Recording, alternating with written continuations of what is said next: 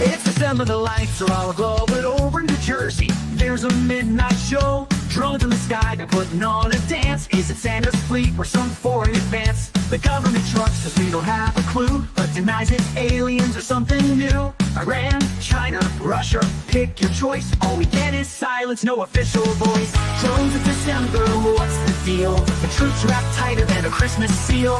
Don't ask questions, just believe the spin. This year's disclosure, let's try again. Being immaculate constellation, it's a juicy tale. A secret so tight, not even rumors prevail. The NSA says no comment can't confirm, while the Pentagon smirks, leaving us to squirm. Contradictions rise like tinsel on the tree, a festive farce for you and me. It's a program, a myth, or maybe a joke, but the fire burns while they blow the smoke.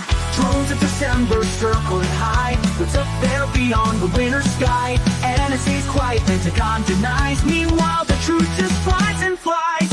Now James Fox is the man of the hour, the program hype is his holiday power. Pop some corn, settle in your chair, whatever it is, we'll all be there. And look, the Elizondo in his traveling boots, preaching breadcrumbs, playing cosmic sleuth. He's living in shadows, or so he claims, but keeps showing up for the same old games.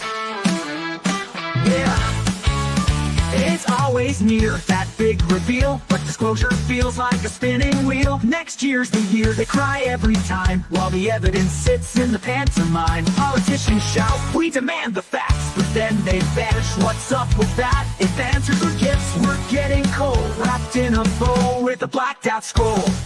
Drones of December, what's the plan? Are we clueless, or is it sleight of hand? Aliens, nations are just a glitch. The truth keeps dodging every pitch. So as the year ends, here's what we've learned.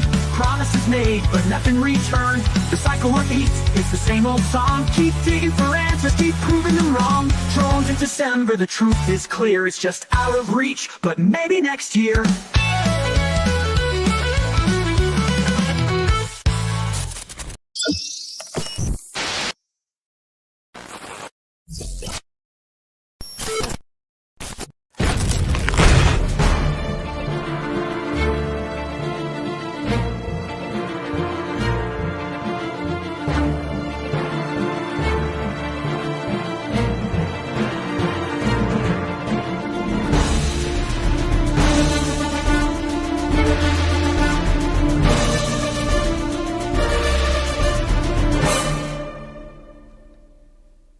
That's right, everybody. As always, thank you so much for tuning in and making this your live stream of choice. Happy Friday to you all. I decided to do this live. I know the last time I did one, I said that I was going to have a little bit more free time, see you a little bit more, and then I crashed and burned on that. November ended up being a pretty darn busy month. But back today. Thank you all for your patience and understanding on pretty much every failure I have in that regard. But I always have a blast doing this. So again, happy Friday to you all. There's a couple things to discuss. I like these kind of shows for a couple different reasons. Number one, they're live. Anything can happen. So, forgive me if I have any technical glitches. But number two, it just allows me a chance to kind of interact with you guys too, live in the chat room. Obviously, there's quite a few people here, so the chat sometimes gets a little bit busy. I'm going to try and answer whatever questions that I see. It's not necessary to do a super chat, but I will admit that makes your questions stick out all the better because it does highlight and automatically tag it on my software. But again, if you don't want to do that, that's okay. Just put your question in all caps. I will try and grab them when I can as I kind of go through a couple things here, but willing to hang out with you guys for a little while. But there are a couple things that I wanted to kind of go over with you. So I hope you are having a great time and watching all of those crazy news stories about the New Jersey drones. And yes, we will get into that as well. And, it's not like I have all the answers for you, but I'm happy to riff a little bit about exactly what I think may be going on and what we're seeing in the media and how everything is kind of going awry on that. So let me go ahead and pull up this bad boy with just a few visuals and stuff that I wanted to chat with you guys about. Let me pull up, let me see the laser pointer here and get going. Now, the first thing that I want to talk to you about, which I haven't really talked a lot about on this channel, is the whole Immaculate Constellation story. Now, it kind of seems dated because it seemed like a long time ago, but this is something that kind of roared through the UAP conversation not too long ago. The last UAP hearing, it obviously came up. We expected it to be brought up. Michael Schellenberger, a great investigative journalists have kind of really pushed this story, and he, as according to him anyway, has these sources on a unacknowledged special access program that deals with UFOs, crash retrieval, and all sorts of things. Now, he did a pretty long write-up of this on his blog / news site called Public.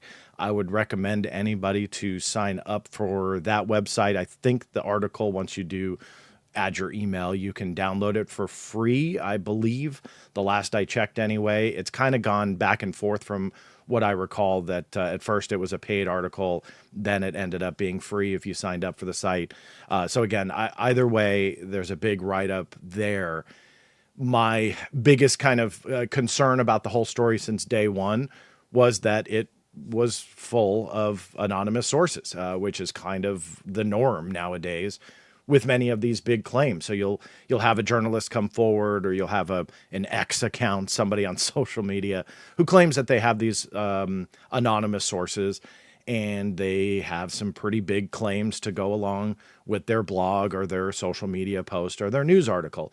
Now, the one thing that this story has going for it, at least from the get-go, in my personal opinion, was it was Michael Schellenberger. I know not everybody is going to be a fan of everybody out there. Okay. So there's always going to be somebody that has something bad to say about everybody. And that's fine. But Michael has done a lot of great work outside of the UAP storylines, and should be commended for that. So when he came out with this story, I will admit it was pretty intriguing to me because it was him. It wasn't like a UFO blogger from joeblow.com that had a story to tell with anonymous sources, which again has become the norm. At least this guy had credibility behind his name and brought this story forward. But as time went on, it started getting hit on the credibility front. And where that hit came was especially during the hearing, where then we kind of learned a little bit more that Jeremy Corbell, I'm sorry, but that didn't do the story any good. We find out that he's heavily involved, and a now infamous 11-page document surfaced during this congressional hearing that was put into the congressional hearing record. Again, stressing hearing record on this one.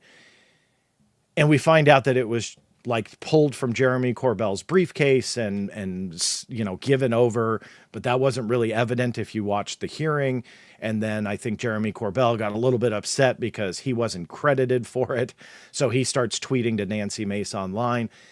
I'm sorry, some of this has been turning into very much a soap opera. And this was a prime example. And that to me was a huge credibility hit to this story. Not that I felt that I believed it prior. I was still highly skeptical, but hanging on to the possibility that there was something to this. And to me, that was a huge blow. Again, that's not going to be a popular thing to say. And I know that I'll get flack for saying it, but that's the reality of it. I'm sorry. Having Jeremy Corbell attached, if he was one of the main sources, or he connect Michael Schellenberger to X, Y, and Z voices that became the anonymous source or sources. Yeah, I don't think that that's really working to his favor. And if some of you are wondering why I'm saying that, just look at some of the recent stories that I think Jeremy and George Knapp have pushed. I think that a lot of them have fallen apart. You've got some in the very beginning that were very intriguing to me because clearly they had connections. Clearly the government was acknowledging some of those original leaks going back. And as time went on, it was credibility crash central when it came to this stuff. And again, that may sound harsh, but I followed this for a long time and saw that progression downhill. And it was really frustrating to see because I went from being very intrigued to what they were coming out with to rolling my eyes. And I think that the 29 Palms quote unquote triangle UFO was absolutely the nail in the coffin for all of that. And if you didn't follow that, they, meaning the weaponized folks, pushed this story, having 40 plus witnesses, which I don't think any came forward. They had some anonymous voices in one of their episode. But as the story unfolded, it was supposedly this UAP triangle and something that was a UFO to them, and it was a giant craft, and they were really pushing this. Well, it turns out that the analysis on the videos, I mean, very, very quickly, I was able to come up with Department of Defense videos from a training exercise that they withheld from everybody. And in one of those videos were flare drops that matched up like nearly identical to the photos that they were pushing. Obviously, different angles are going to change the variation of these lights in the sky slightly. But you had a very, very close 1 in a billion chance that these flares would drop in the same type of array of lights that this UAP triangle was being pushed. And on top of that, they had omitted that from the story. And on top of that, they didn't care about the video analysis. I went through FOIA and found all sorts of other stuff, photographs, all sorts of things that put this to bed. And of course, none of those 40 witnesses came forward and said, hey, look, it may be a coincidence, but this is what I saw. So that to me really kind of crashed the credibility there. And why I kind of went on to that sidetrack, by the way, is that if there's some people listening or watching that aren't sure why I kind of go down that route, that this is a credibility punch to Immaculate Constellation, that again was that nail in the coffin. And so there's a lot of other stories that I can bring up as well, but I'll kind of end that there. Going back to Immaculate Constellation and post the hearing, it was frustrating to see that yet again the same players are involved in this particular story. But why I wanted to bring it up and talk to you about it with you guys is that there are documents that have surfaced. One, I should say, that have not reinforced that it's a real program, but shows that it started to be bantered about behind the scenes. Once Michael Schellenberger came out with his story, that obviously heads were starting to turn and look at this. Now, if you haven't seen this, this was a document that was released from the Office of the Director of National Intelligence. And this was released through FOIA. It's a legitimate document. It was considered unclassified, but was for official use only. Just shows that there was nothing classified about it. That's kind of key when you talk about alleged unacknowledged special access programs, because if there is truth to it, a lot of times they will classify those documents. In some programs, the mere mention of a code word associated with it or the program name, all classified. So if you put that in a document, it automatically goes to the highest classification level of that program. Generally, you're going to see a top secret stamp then. You don't see that here. You can see description of alleged Immaculate Constellation program. I'm going to read this document to you. Starting around 9 October 2024, Open Press broke a story about a supposed unacknowledged special access program, or USAP, regarding unidentified anomalous phenomena, or UAP. Referred to as Immaculate Constellation, this USAP was allegedly created in 2017 and houses highly classified UAP evidence, i.e. videos, images, documentation, but is supposedly being managed without appropriate congressional awareness or oversight. The journalist who broke the story alleges that his source is a U.S. government whistleblower who came across the material, quote, accidentally, but this whistleblower has supposedly written a report delivered to Congress about the USAP.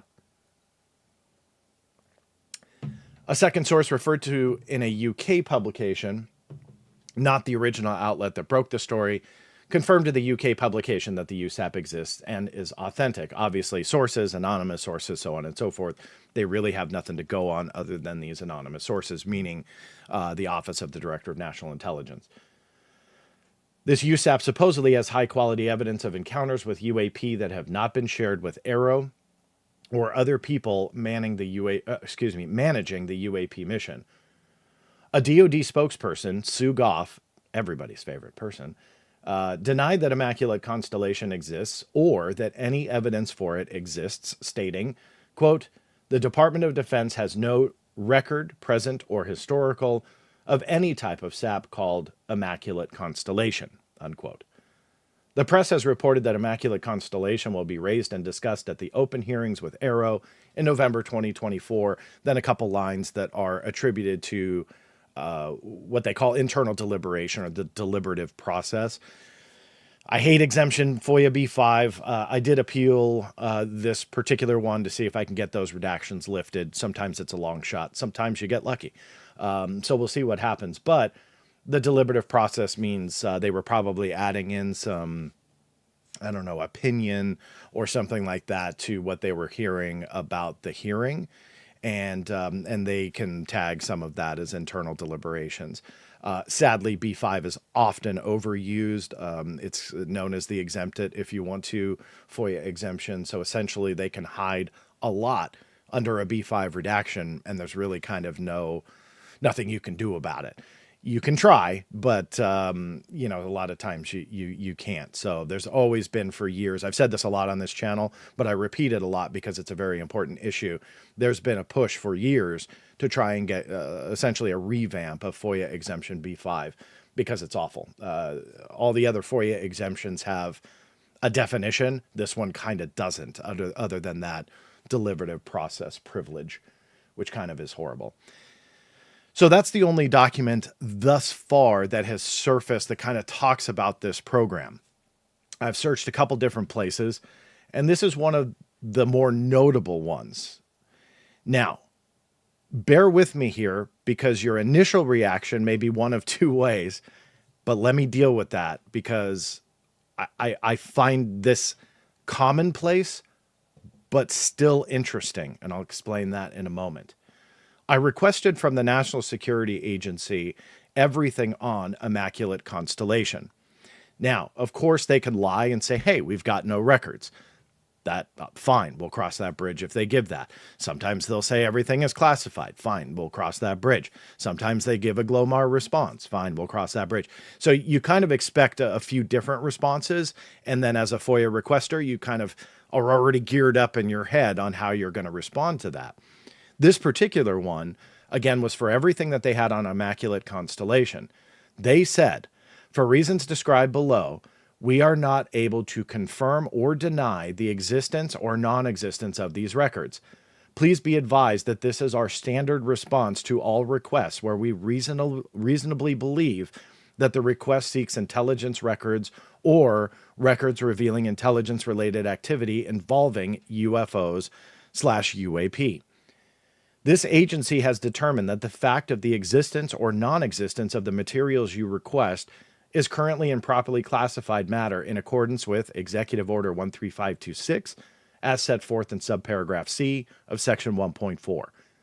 Thus, your request is denied pursuant to the first exemption of the FOIA, which provides that the FOIA does not apply to matters that are specifically authorized under criteria established by an executive order to be kept secret in the interest of national defense or foreign relations and are, in fact, properly classified pursuant to each executive order.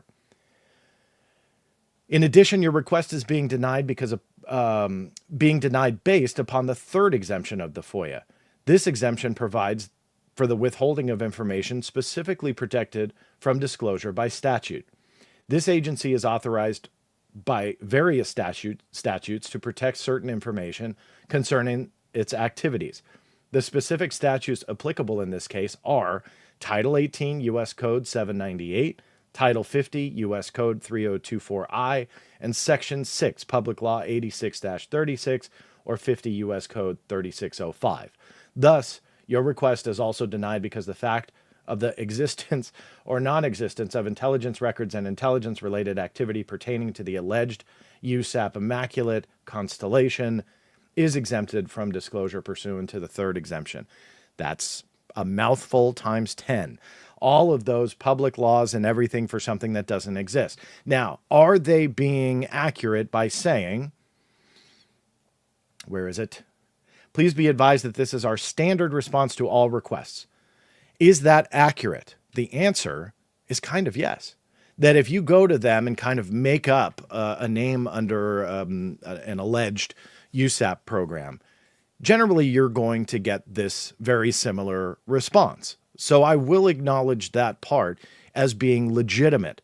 But The U.S. government, I'm going to go back a slide, has already made it known that they have zero evidence. So they're denying it. So if they wanted to take that stance and say, hey, sorry, we can neither confirm nor deny, simply because if we did, and this was real, this is a threat to national security. So they just kind of have this blanket. It's called a GLOMAR response. We can neither confirm nor deny. I hate that, but that's just, it is what it is. So that's fine. The U.S. government, however, did not take that position. So through Susan Goff, who speaks on behalf of the Pentagon /Arrow, they stated, quote, the Department of Defense has no record, present or historical, of any type of SAP called Immaculate Constellation. I'm also aware that Dr. Sean Kirkpatrick, post-retirement, has also commented on this and said the whole thing was essentially BS. Now, he doesn't speak for the government, so I don't take a lot of weight in those types of statements. But regardless, he is backing up what Susan Goff and the Pentagon is saying. Now, why this is important is that it is believed and said and claimed that Arrow has full access to everything, including SAPs and USAPs and all sorts of programs on a highly classified level. So even though that they can't turn around and give that to the general public, what they can do is they can figure out, okay, are we dealing with something that is real here? Or are there nuggets of truth about the Immaculate Constellation program? Maybe not like Michael Schellenberger fully reported, maybe not like these anonymous sources believed what was going on, but are there some kind of threads of truth here that could be true? And if they are, this would be a highly classified topic. Even if the general public was hearing a bunch of poppycock, it doesn't matter. It would be a highly classified issue. So what would they do? They would neither confirm nor deny it. So it didn't matter what you were hearing. It could be absolutely bogus with one little thread of truth to it. But since that little thread of truth is interwoven in that, they just kind of put their hands in the air and say, sorry, we can neither confirm nor deny. The GLOMAR response is their answer to that.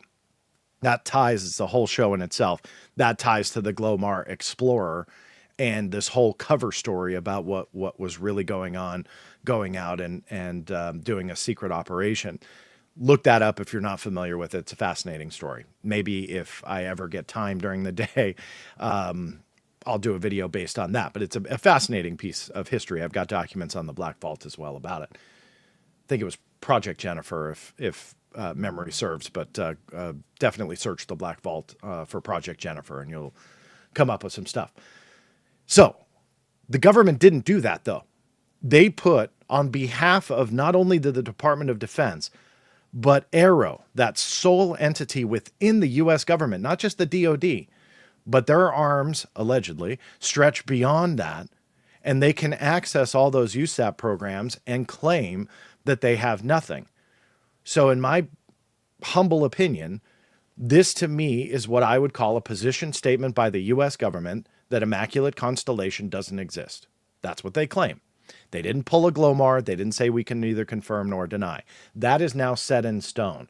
Yet the NSA won't do that. Why? That to me is what makes this now more interesting. Doesn't mean it's true, meaning a Immaculate Constellation absolutely is confirmed. That's not where I'm going with this, but I'm intrigued enough to continue to push. Because, again, we may not be hearing the exact truth here, but if there is some thread that we can pull on, I want to find it.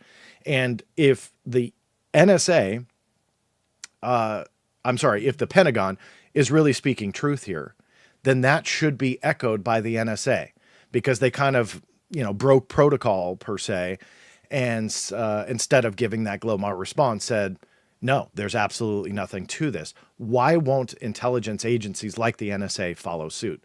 And I don't have an answer to that. I've appealed this case, making that argument in a much more legal and clear and concise way, but saying, hey, the position statement here is all of this doesn't exist. So deny it. I appeal this GLOMAR response because I believe that it's wrong. Why can't you deny something that's already been denied? And so that's what I want to start pushing on and seeing if they will change their answer or not. And if they don't, then I've got a plan for that. But that's a story for another day. One of the other agencies that I went to was the FBI. Now, this agency was not connected to, that I recall anyway, the root of the story here when it came to Immaculate Constellation as a program. What I was going for by filing to the FBI was what I had learned about what the FBI did on the MJ-12 documents. Doesn't matter if you believe the MJ-12 documents were real or were a hoax. The reality was the FBI learned about the documents, they got a hold of them, and they began an investigation to figure out, were they real and legitimate, and did classified top secret information truly spill out into the open? By the end, they wrote bogus across all the MJ-12 documents. That's found in their files. I've got them on the Black Vault. Just search for MJ-12 FBI file, and you should come up with it. And they did this investigation, determined it was all bunk. What I was looking for here was two things. One, the documents, if there were any, to show any investigation into the allegation that the Immaculate Constellation program was real and did classified information spill into the open. Or the second thing I was looking for was potentially a denial under B7. That would have been fascinating, because what essentially that means is that they have an active investigation. And neither of those came. The third option, which, was never fun to get, it was just a simple denial that records existed. There's no records. You can see here on a letter that that I just got a few days ago, we were unable to identify records subject to the FOIA that are responsive to your request. That is a generic term. I know some of you are going to jump, aha, subject to the FOIA. Maybe they've got something. I highly doubt it. That is a very common way for them to deny it. The FBI probably has the worst form letters ever, simply because you can see here, let me get my pointer. You can see here, like, they have every answer that they would give you, and then they have check boxes. So you would get these generic answers, and then they just check which one pertains to you. It's like, put a little bit of effort in there and just copy and paste and make it a concise letter.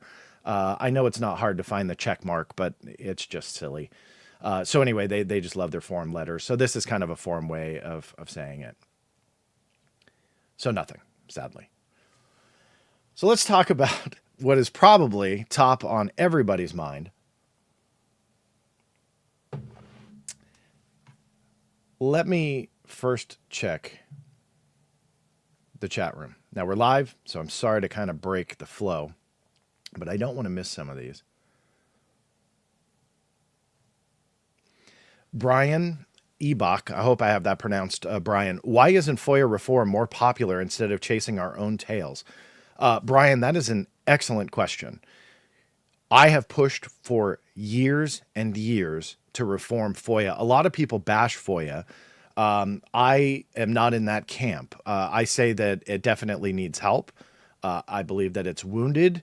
I believe that there are downfalls to it, but it's not broken. I'm not on the FOIA is broken camp. But yes, there absolutely needs to be reform, and we have to stop chasing our tails. You're absolutely right. Why aren't we doing that? I don't know. I wish more government officials would. I got into a lot of trouble, for lack of a better way to phrase it, from some camps for speaking out, not against the UAP Disclosure Act, but essentially saying the way that it was written, it would not pass. That turned out to be correct on multiple occasions now. But what I advocated for instead of it was a reformation of FOIA. And why I say that is what the UAPDA wanted to accomplish. I truly believe if you give the right fixes to FOIA, we would have very similar, if not exactly the same, and arguably better results because of it. I would say better results simply because, let's not be selfish. Yes, we want UAP disclosure and we want to learn about those documents, but why not learn about other topics as well that are being hidden from you and me? And that, I believe, is what has to happen here. We have to reform FOIA because other camps that may not be interested in UFOs are suffering the same fate we all are that have an interest in UFOs, and they're suffering from a lack of transparency as well. So let's fix the tool that allows all of us to access whatever our respective interests are in a way that is beneficial. The UAP Disclosure Act was not bad. I'm not saying that taking these documents out of the secret cabinets and giving them to the general public was a bad idea. In my opinion, they went about it the wrong way. It was far-reaching, overreaching, and that's the reality of it. It's not that I disagreed with the act itself. The overreaching part of it, I knew would never fly. The eminent domain stuff, which everybody tries to argue about, just was not going to fly. That turned out, again, to be true now on multiple instances. So you ask a wonderful question, and I wish more people would advocate for reforming FOIA and seeing the value of it. It's really interesting to see people when they do bash FOIA. It's mostly people that tout documents to support their claims that are only available to them because of FOIA. It's like the biggest hypocritical stance that you can have, and they're bashing something that gave them more evidence than the UAP Disclosure Act. It gave them more evidence than anonymous whistleblowers. It just has. It gave them more verifiable evidence, yet they're so quick to bash it. So it's always interesting for me to see those voices and how they view FOIA. Brian, I'll beat the dead horse again. It's a great question, and I hope more people get on that bandwagon because we are chasing our own tails trying to get some of this information out. And I believe that with some fixes and some funding, we can fix some pretty big issues with FOIA. Most of all, the time it takes to process. The last thing I'll say on that, and then I'll move on. It's not all FOIA and its need of reformation in some areas. It's not the UAP Disclosure Act passing or not passing. Obviously, the key parts of it, there are portions that have kind of made it through legislation, but the key, the big stuff, did not. The secrecy has to be dealt with first, and that is the big issue that a lot of people don't want to deal with. The UAP Disclosure Act, again, on the surface, sounds great. But I spoke with people that are much smarter than me on a legal sense, because I had concerns. I thought, no, that this will not trump the national security roadblocks that we keep running into through FOIA and the roadblocks that stop public affairs people talking more freely about this, and government officials and so on. So that to me was always a red flag. But I'm not an attorney. And I fully admit that and have admitted that many times. So discussed with attorneys and said, hey, do you think that this would essentially from a legal standpoint just kind of trump a lot of those national security roadblocks? The first one that comes to mind with UAP is the UAP Security Classification Guide. But that's not it. That's not the only roadblock, but that's a big one. There was nothing in there that would just trump all of that and make the national security label go away. And that's what a lot of people and advocates for the UAPDA didn't want to talk about. I don't know why. They just felt like, oh, well, we'll get disclosure if this passes. And no, the national security thing trumps everything.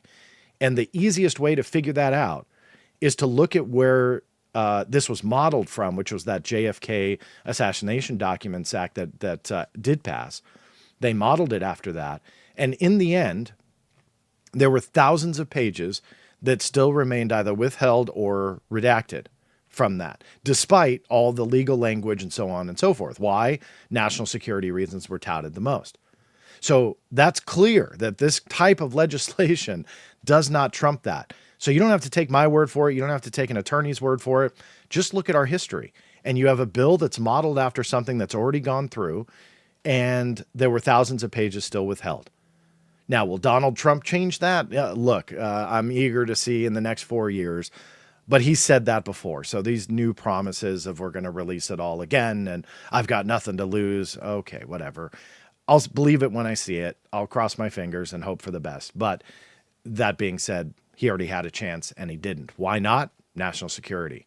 So that's where it doesn't get trumped. So it's not all FOIA's fault. Where I'm going with that is not only does FOIA need reform, you need to deal with the secrecy itself. Thanks for, I don't know if you expected that half-hour answer there, Brian, but I appreciate the question nonetheless. All right, so let's get back to this, the New Jersey drones.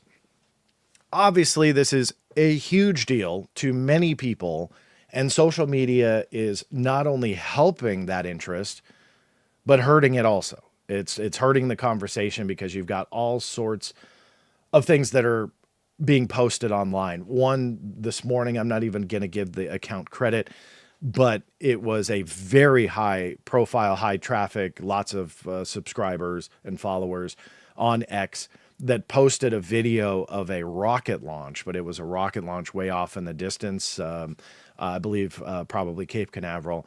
And you see this giant ball of light, and it's coming from what looks like the ocean. And essentially the label was that there was new footage of a New Jersey drone out there circulating that was coming from the water. And obviously this was completely misrepresented. And the amount of, it was thousands of likes and shares when I saw it. And it's like, this is what we've come to. People are just posting whatever and making up a caption and getting thousands of likes and shares. None of that helps. And it really is unfortunate, but there is an underlying issue here that's pretty fascinating to me. When I first started looking into the story, it was kind of in the very beginning. And most of it was, the British tabloids had some stories. People were posting videos on TikTok. The one video that was interesting looked like a craft, instead of, banking and turning, had just kind of like turned on an axis, and it looked like a plane, admittedly, but it was like the way it turned looked really interesting. And I had posted that out there and then had a few minutes and I pulled it into a video editing. All I did was up the brightness and contrast of it and slow it down. And that brought out the stars, and you can actually see it wasn't the plane moving. It was just an aircraft going straight forward. What was going on, however, was that the person filming with a cell phone camera had turned the camera probably to a horizontal view. And to see that, you see all the stars around it, and the stars make an arc. So essentially they're turning the phone. So if the plane was moving, the stars would not, the plane would. That would be interesting. The fact that it all had the arc to it just shows that the camera was moving and not the craft.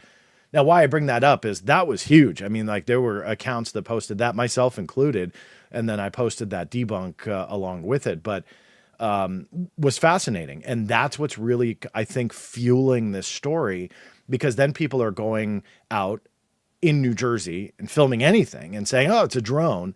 Other people want the likes and clicks. So they're posting videos of a rocket launch out of Cape Canaveral and going, well, look, it's a drone and it's going through water. It's transmedium, So that just doesn't help whatsoever. But there are things that are, again, intriguing about this. And if you watch some of the video clips, and I've compiled a few here, and I hope that this works okay. I've compiled some video clips just to kind of take a look at before we get deeper into the New Jersey drone thing. So we'll take a look at those. But one thing that I think that we all have to really start to question, and this actually ties into UAP. I'm not saying that the UAP, whatever that phenomena or that phenomenon or these phenomena, if you believe that there's multiple, like myself, things at play here when it comes to that conversation. I'm not saying that the drones are anything but drones, but where I wanted to tie it together were the amount of agencies that played a role in the UAP research effort known as AARO and this year's 2024 report. If you're not aware, they did release the 2024 report like a week or two ago. And I've got that on the Black Vault, so it's one of the more recent stories. So if you haven't read it, it's on there for you. They do these annual reports. For me, what's always interesting, I always jump to this. I jump to the agencies that played a role in the information and data that they utilize for that report. And obviously, a lot of what Arrow is investigating is not only over military bases overseas, we've known that, but also domestic issues as well, domestic encounters and things that are coming across their desk. Now, we don't have all of the data. They have released some things even last night. They released their heat map, kind of shows where things are being seen. And the amount of agencies that are playing a role in that, to me, are fascinating. I won't go through all of them, but you've got the Air Force and the Navy, the FBI, NASA, the NGA, NRO, NCIS, multiple components of the DoD, Space Force. So you've got all of these agencies playing a role that they're able to monitor and to contribute to all of those investigations when they arise of UAP. What amazes me is that now we are weeks into this drone mystery, and none of these agencies have offered any help whatsoever to actually identify what's going on. Why not? I don't, that's what I don't understand. You've got so much power there helping with unidentified craft known as UAP, but when it comes to unidentified craft known as drones, none of these agencies have been able to offer anything of substance for them to identify and put this to rest. Because as you're about to see with the clips that I mentioned a few minutes ago, there's a lot of confusion here. So even though social media is completely screwing up this conversation, the British tabloids don't help. Bad copy and paste journalism doesn't help.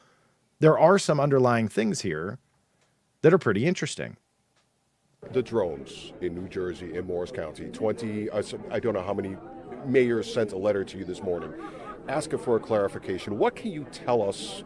What is going on, and why is it taking so long to come up with an explanation? Yeah, it's a good, I don't blame people for being frustrated. Let me say, most importantly, right up front, we see no evidence, and I say we, this includes Homeland Security, FBI, Secret Service, our state police, authorities at all levels of government. The most important point to say is we don't see any concern for public safety. That's number one.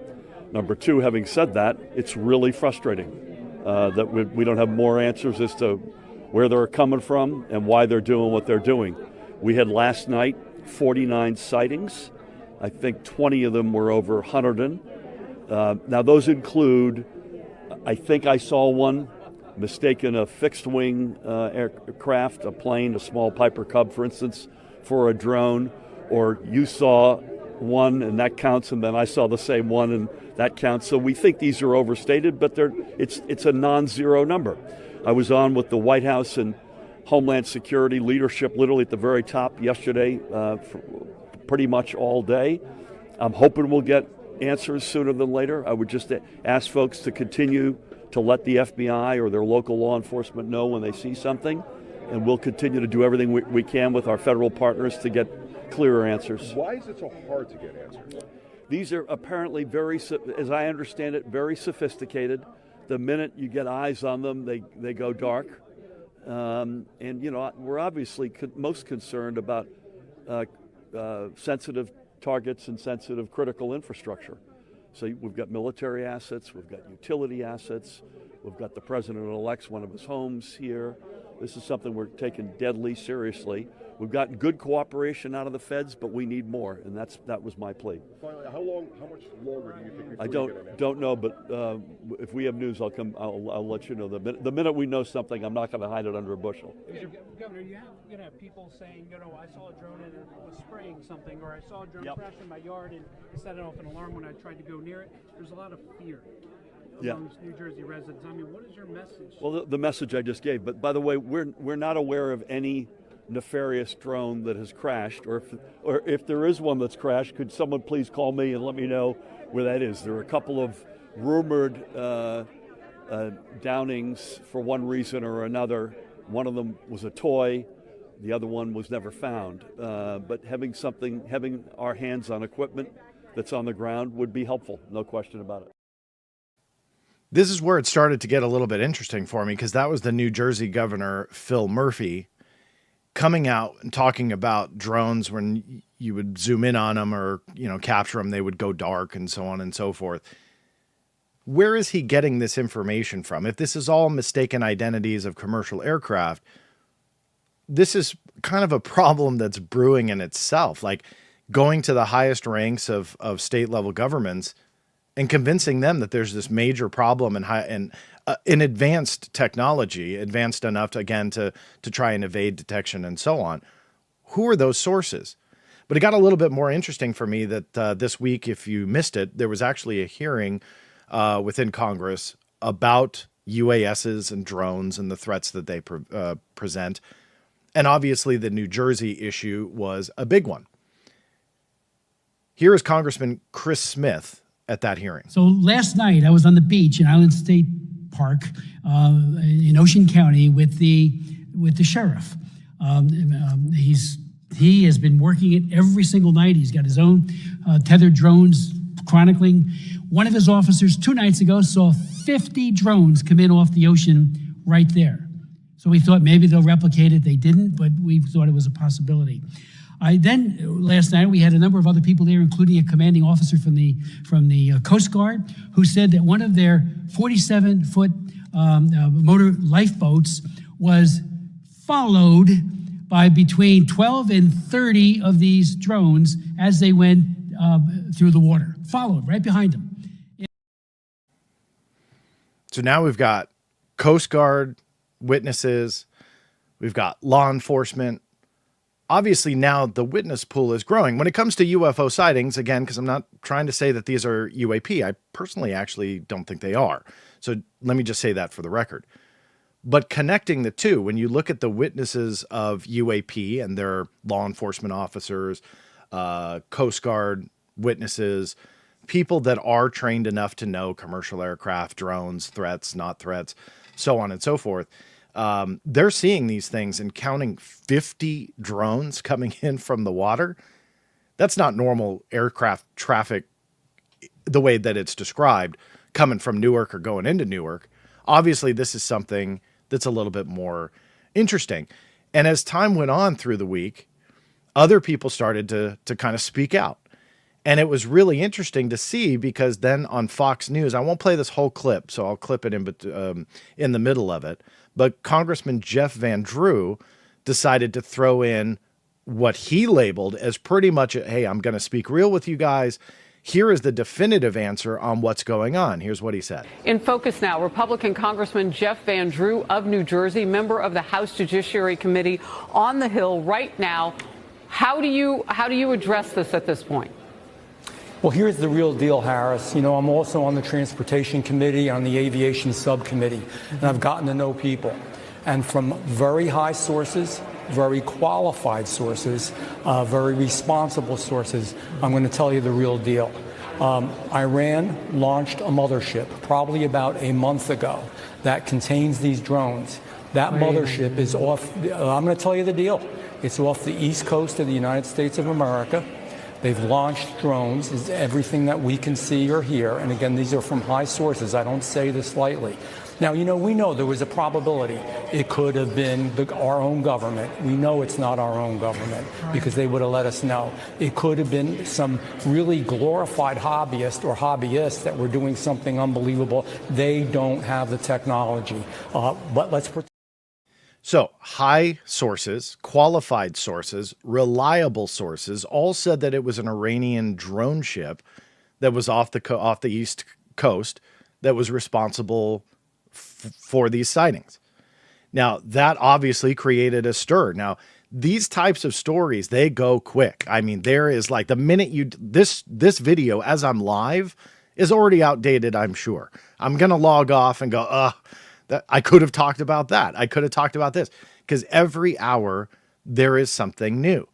So this story took a weird turn, that it was an Iranian vessel off the East Coast. And then there was that chatter. Is that an act of war? Is there something really going on here? Are they going to attack? Should we start shooting these things down? Then the citizens started saying that they were going to point their guns to the air. Well, then the Pentagon got involved and said this. Sabrina, can you tell me what the Pentagon is doing to address this issue of drone sightings over New Jersey? It's near sensitive installations. The FBI is involved. What is the Pentagon doing? Sure. So at this time, aware of those drone sightings that have been reported. At this time, we have no evidence that these activities are coming from a foreign entity or the work of an adversary. We're going to continue to monitor what is happening, but at no point were our installations threatened when this activity was occurring. Can you rule out that these are American drones?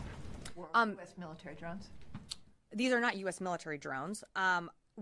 Again, this is being investigated by local law enforcement. What our initial assessment here is that these are not drones or activities coming from a foreign entity or adversary.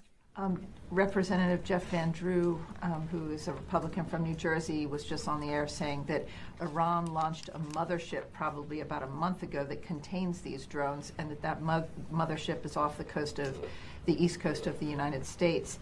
Is there any truth to that? There is not any truth to that. There is no Iranian ship off the coast of the United States, and there's no so-called mothership launching drones towards the United States. So not Iran. So whatever Congressman Jeff Van Drew heard from his high qualified and reliable sources was completely bunk. Now, I know that he eventually then walked that back and said, well, maybe it's not Iranian, and maybe my source, 90, I forget what his exact quote was, but like 90+% sure, but then backed off on the Iran thing. So that just kind of crashed and burned. But what she also said there in that clip, if you didn't catch it, was that it was not foreign. There was no evidence to show that it was like a foreign entity or adversary, and not U.S. military, which kind of leaves very few things left, which means, is it some kind of commercial organization here doing something, hobbyists out there with drones? Regardless, this brings up a very interesting part of the debate. If it's not U.S. military and there's no indicator that it's a foreign entity of some kind or an adversary, why can't we figure out who it is? Who is that technologically advanced to try and dodge this, and dodge detection, dodge identification, and continue to fly? So are all of these statements and everything that the congressman is hearing, the New Jersey governor is hearing, is it really all mistaken identity for commercial aircraft? Because that would be a huge problem on so many levels if that were true. Are these drones evading detection and identification, not U.S. military, not a foreign adversary, but they're just able to do this with no problem on U.S. soil or over U.S. soil? That in itself is a huge problem. Well, the New Jersey State Representative Brian Berger, he got a briefing from the Bergen, excuse me, I mispronounced his name, but Brian Bergen got a briefing from the the New Jersey Office of Homeland Security and Preparedness. This is what he said about that briefing. So you're here today. You were just inside. You walked out. Why? I walked out because it was worthless. It was the biggest amateur hour presentation I've ever seen about anything, okay? It was ridiculous. There were no answers. Every question that was asked by a member of the state legislature, great questions, no answers, no resolution. They don't know where the drones are coming from. They don't know who's doing it. They don't know why they're doing it, but they say there's no credible threat. It was annoying to be there. I drove 2 hours to be here today, spent an hour in there. I got to drive 2 hours back. The biggest waste of 5 hours in my entire life. So why do you think they called this meeting? No idea. Why would you call a meeting to tell people you don't know anything? I have no idea. And then when the legislators would ask questions, there were no answers. Here's the most frustrating part. The colonel of the state police said that he had a helicopter of his flying above one of these drones, a 6-foot drone or something, I can't remember exactly what he said, and he felt unsafe for his helicopter, so he just let it go. Just let it go. Where'd it go? Who knows? Didn't want to follow it because he didn't feel safe. Is that not the most ridiculous thing you've ever heard? I mean, honestly. Do they have any idea where these drones are originating? No, they don't. They would. Maybe if they followed that sucker when it landed, they would know, but they don't. This is a complete lack of effort, in my opinion, on trying to figure this out. This is not about ability. We have the technology, we have the people, we have the training, we have the resources, we have the money. It's just a lack of effort. I mean, why? I don't know. They should be saying, you know what they should have done today with productive use of our time, if they didn't know anything? Come in there and say, hey, legislators, we don't know anything. But if you get us these 10 things, do these 10 things for us, and the governor calls in this kind of action, we can figure it out. Will you help us? And then we would have helped them. But instead it was just excuse after excuse, and we know nothing. It was infuriating, and I got up and I walked out. You've been in the service, right? Yeah, I was an attack helicopter pilot, Apache helicopter pilot in the Army, and I helped stand up the initial unmanned aircraft training battalion in the aviation sector of the Army. So I know a little bit about what I'm talking about, and these guys are not doing the job they need to do to figure out what's going on, and that is the Department of Homeland Security, the FBI, and the state police. And they're saying no threat to Americans. They're saying no threat, but how the hell do they know? They don't know anything. They don't know what it is. They don't know where it come from. They don't know nothing. When I walked in here today, I was actually pretty calm. I was excited to be here to find out a couple things. I thought they'd be like, hey, listen, it's FedEx, trying to figure it out. But instead, I got the most ridiculous amateur hour briefing I've ever sat through. Wow, that's truly upsetting. Yep.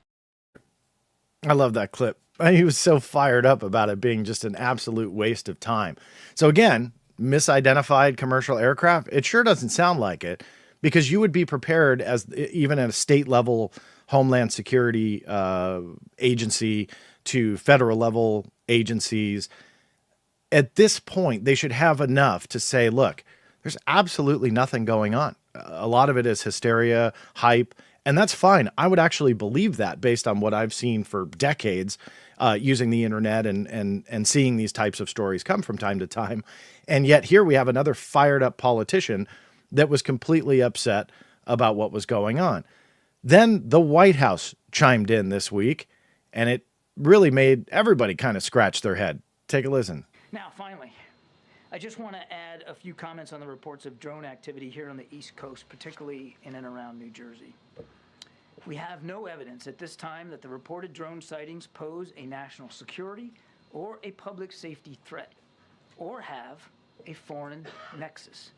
The Department of Homeland Security and the FBI are investigating these sightings, and they're working closely with state and local law enforcement to provide resources using numerous detection methods to better understand their origin. Using very sophisticated electronic detection technologies provided by federal authorities, we have not been able to, and neither have state or local law enforcement authorities, corroborate any of the reported visual sightings. To the contrary, upon review of available imagery, it appears that many of the reported sightings are actually manned aircraft that are being operated lawfully. The United States Coast Guard is providing support to the state of New Jersey and has confirmed that there is no evidence of any foreign-based involvement from coastal vessels. And importantly, there are no reported or confirmed drone sightings in any restricted airspace. Now, that said, we certainly take seriously the threat that can be posed by unmanned aircraft systems, which is why law enforcement and other agencies continue to support New Jersey and investigate the reports, even though they have uncovered no malicious activity or intent at this particular stage. While there is no known malicious activity occurring, the reported sightings there do, however, highlight a gap in authorities. And so we urge Congress to pass important legislation that will extend and expand existing counter-drone authorities so that we are better prepared to identify and mitigate any potential threats to airports or other critical infrastructure, and so that state and local authorities are provided all the tools that they need to respond to such threats as well. Now, so nothing to see here. They couldn't corroborate the stories. It's all commercial aircraft flying lawfully. That could very well be true. And if that is truly what is going on, you look at the amount of clips, and I haven't shown you everything. I didn't want to spend, 7 hours showing video clips of every voice that's chimed in. But you have enough here to really kind of make yourself question, how is it that politicians can be so misguided with all of these reputable sources that they have, high level, high ranking, to be as definitive and precise as to blaming this all on an Iranian drone ship, what they label a mothership, and yet that's wrong.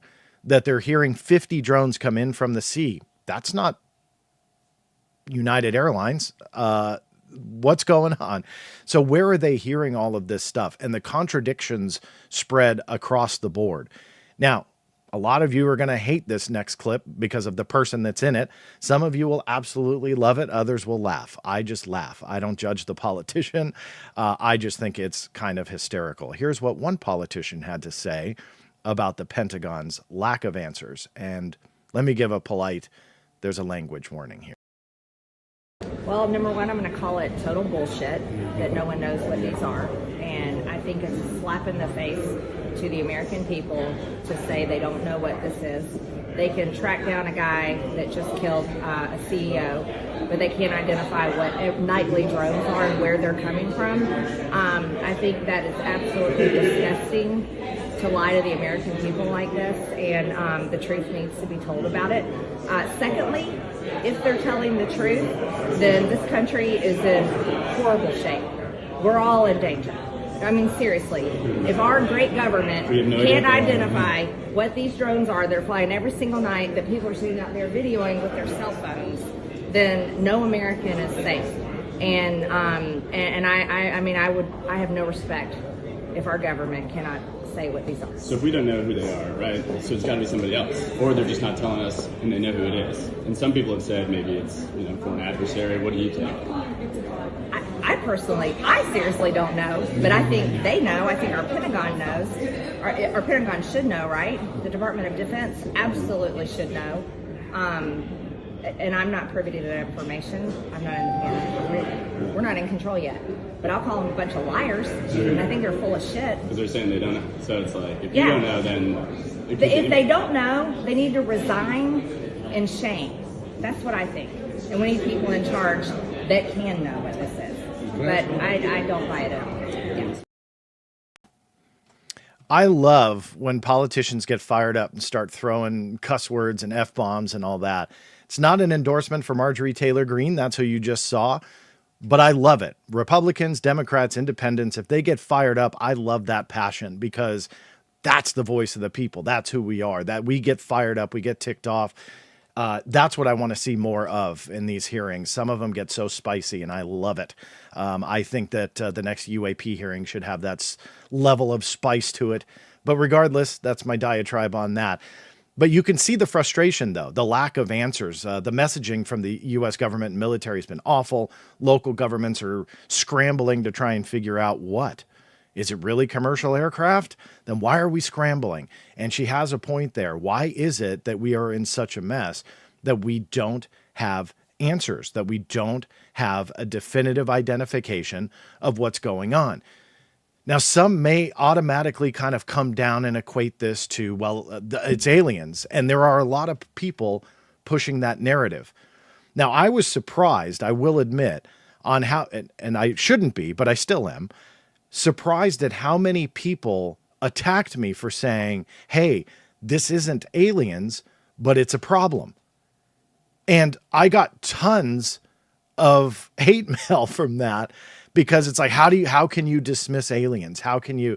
So I had posted this explanation out there and surprisingly got a big reaction to it. But I want to kind of go over why I'm sorry. I can't believe I have to do this, but why I don't think it's aliens. And the number one thing that I have on the list is an intelligent civilization is not going to travel light years and light years and light years to visit Earth and check out Jersey. Like, I just don't see that happening. And although I can't predict extraterrestrial intelligence behavior and what they would do, my gut tells me they're not going to just sit and hover over Jersey and start checking it out and flying around with red, blue, and green navigation lights, very similar to aircraft. It just, common sense tells me that ain't going to happen. Now, if I am wrong, I'll stop here. I will fully admit it. If it turns out that the New Jersey drone mystery is absolutely an alien invasion, hey, I will absolutely live stream tomorrow morning and I will apologize to all of you and say, I'm sorry, I was wrong about the alien thing, but I at this point just don't see it happening. Now, I made this point briefly earlier. When you have UAP witnesses, those that are seeing strange and anomalous craft in the sky, and they're police officers, law enforcement officers, military personnel, commanders of either sea-bearing vessels or aircraft or whatever, and they are seeing things in the sky, and they label them as unknown, unidentified, paranormal, anomalous, whatever, there's a lot of weight to that. There's even extra weight to their credibility because it's not, no offense to the person who lives in the middle of nowhere, Idaho, but there's kind of a level of credibility there that goes up a few notches because they are those trained observers. And in this case, we do have trained observers. I played a clip for you. Law enforcement officers and military personnel who are out there patrolling either in or around the Atlantic Ocean, and they are labeling them as drones. They are seeing them as drones. So I don't see how we can just kind of like discount all of that witness testimony. And I really don't think that aliens are going to come here and resemble our craft at all when you have these fixed wing aircraft, so on and so forth. It still amazes me that I have to like go out of my way to say why this isn't aliens in this case. Not saying aliens aren't here. Maybe they are. I just don't think they're over Jersey right now. And I think that we have to, rest assured on that fact, but figure out what this mystery is, because it is a mystery nonetheless. What isn't helping this mystery, though, again, is that messaging that I briefly touched on earlier. And others have come out with their assessments and their 2 cents. The Northcom one, Northern Command, was intriguing to me for a couple different reasons. Now, I don't want to read all of this to you, but it'll be on your screen. Feel free to pause and read it yourself if you'd like to. But the one on the left was a press statement on December 11th. So as of the recording of this, about 48 hours ago. And Northcom is headquartered at Peterson Air Force Base, or now it's the Space Force Base, excuse me, but in Colorado. We are aware of monitoring reports of unauthorized drone flights in the vicinity of military installations in New Jersey, to include Picatinny Arsenal and Naval Weapons Station Early. And we refer you to those installations for information on any efforts they may be conducting to ensure the safety and security of their personnel and operations. Local law enforcement and the FBI are currently investigating. Northcom conducted a deliberate analysis of the events in consultation with other military organizations and interagency partners, and at this time, we have not been requested to assist with these events. What was the result of that deliberate analysis where they coordinated with other military organizations and interagency partners? That, to me, was red flag central. If Northcom did this analysis, and in the beginning of the sentence talks about the analysis, but at the end of the sentence says, but we weren't asked to play ball with you guys. It's like they're stomping out of the sandbox. That's how I read this. Maybe I'm totally wrong on what they intended here, but it was like, hey, we did analysis too. We could help, but nobody's asked us. So we're taking our toys and we're going home. Well, where's the analysis? So I immediately filed a FOIA to Northcom to get that analysis. It shouldn't be classified, or if portions of it are, that's fine. But hopefully the majority of it could be released. So I am chasing that through FOIA. And a lot of what we've gone over, I'm chasing all sorts of things on this, especially on the federal level. But regardless, I wanted to hone in on this because that makes no sense whatsoever. Because if this was absolutely nothing, or commercial aircraft operating lawfully like the White House wants us to believe, Northcom should have come out and said that. It's like a half a line that they could have put in there. We did a deliberate analysis and determined there really is nothing beyond commercial aircraft flying in normal channels. Okay, end of story. And yet they don't. It's like their conclusion, unless I'm missing it and completely blind, is omitted from this. The Department of Homeland Security and the FBI, they also released a statement. You can see that. It's rather lengthy to the right of your page. But they didn't have any answers either. And it's like, we're how many weeks into this and you still have absolutely nothing? Call Northcom. Sounds like they got something to offer. And it's the old adage of the government agencies not working with each other. The left hand doesn't know what the right hand is doing. Don't understand that logic. I never will. I never have. And in this case, you would think that they would get beyond that and play in the sandbox together and not go home and share their results, even if nobody asked. The general public is asking. So Northcom, put it out there. If it's a classified report, doesn't sound like anybody's asking you for help, so you got some time on your hands. Make a public one and just put it out there. I think it would be nothing but hopeful. But again, if I'm missing something, let me know. If I'm blind to them saying we figured it was absolutely only commercial aircraft, fine. Let me know that, and I will absolutely put that out there. Okay, I'm going to start dealing with some questions. That's all I wanted to do visual-wise. So goodbye to the PowerPoint presentation. I'm going to deal with a couple starred ones here. So thank you to everybody for those super chats. They really are helpful. 100%. If you haven't joined a live stream before and you're thinking like, well, what are you going to do with the money? This is what I do with the money. 100% of everything that comes in through this channel, both the advertisement and from the commercials that you see when you're watching the video or the super chats, 100% goes right back into the Black Vault. Helps with FOIA request charges, server charges, monthly fees, software licenses, everything that you see on the blackvault.com, which is now past, I had the number here. It's like 3.4. I'm approaching 3.5 million pages, I think, on there right now. 100% free resource. No registration required. You can download all of that, but that does get kind of pricey to run. So I take 100% of everything that's made, puts it right into that list that I just gave you, and then I make up the rest. Sadly, it is not fully covered. So I post bills a lot. I show, what sometimes comes in from the government agencies and so on. So if you wonder what you are donating to, that is absolutely it. Going after these documents. Not every case costs money. But some do, and sometimes it gets quite a few $100s for one single request. So that can add up pretty quick. But the majority of the charges are those software licenses, but more so than that, there are now 4 dedicated servers that run the Black Vault and house those 3.5 million pages. So that's what that goes to. So that said, if you decide, great. If not, don't worry about it. Just put your question in all caps, and I will try and see it. I will do my best. We're live, so it's very hard for me to follow. There are over 2,300 people watching as we speak, and I see comments from Facebook, Twitter, and YouTube, YouTube being the most popular on my screen. So I'm going to try and make sense of it. Black Dread Scotland, always a pleasure to see you in a live stream and otherwise. Hey, John, hope you're doing well. What's your take on the drones in New Jersey? I saw your question come in, and I figured I would be dealing with that through the majority of the video. So hopefully I answered your question. If there is anything that I didn't cover that you want to ask, please feel free to do so, and I will do my best to see that question and answer it. Anthony L. Monte, the U.S. is being forced to bring out the reverse engineered tech due to what? Is it to muddy the water and confuse the public from the orb/UAPs first reported? Well, I'm not sure what reverse engineered tech you're referring to, Anthony, so I'm not going to be able to comment on that. Obviously, the U.S. is kind of showcasing some of the stuff they've had in development for many years. So I'm not sure if you're referring to that, or if you're insinuating that maybe the technology being seen in New Jersey is that technology. I'm not sure.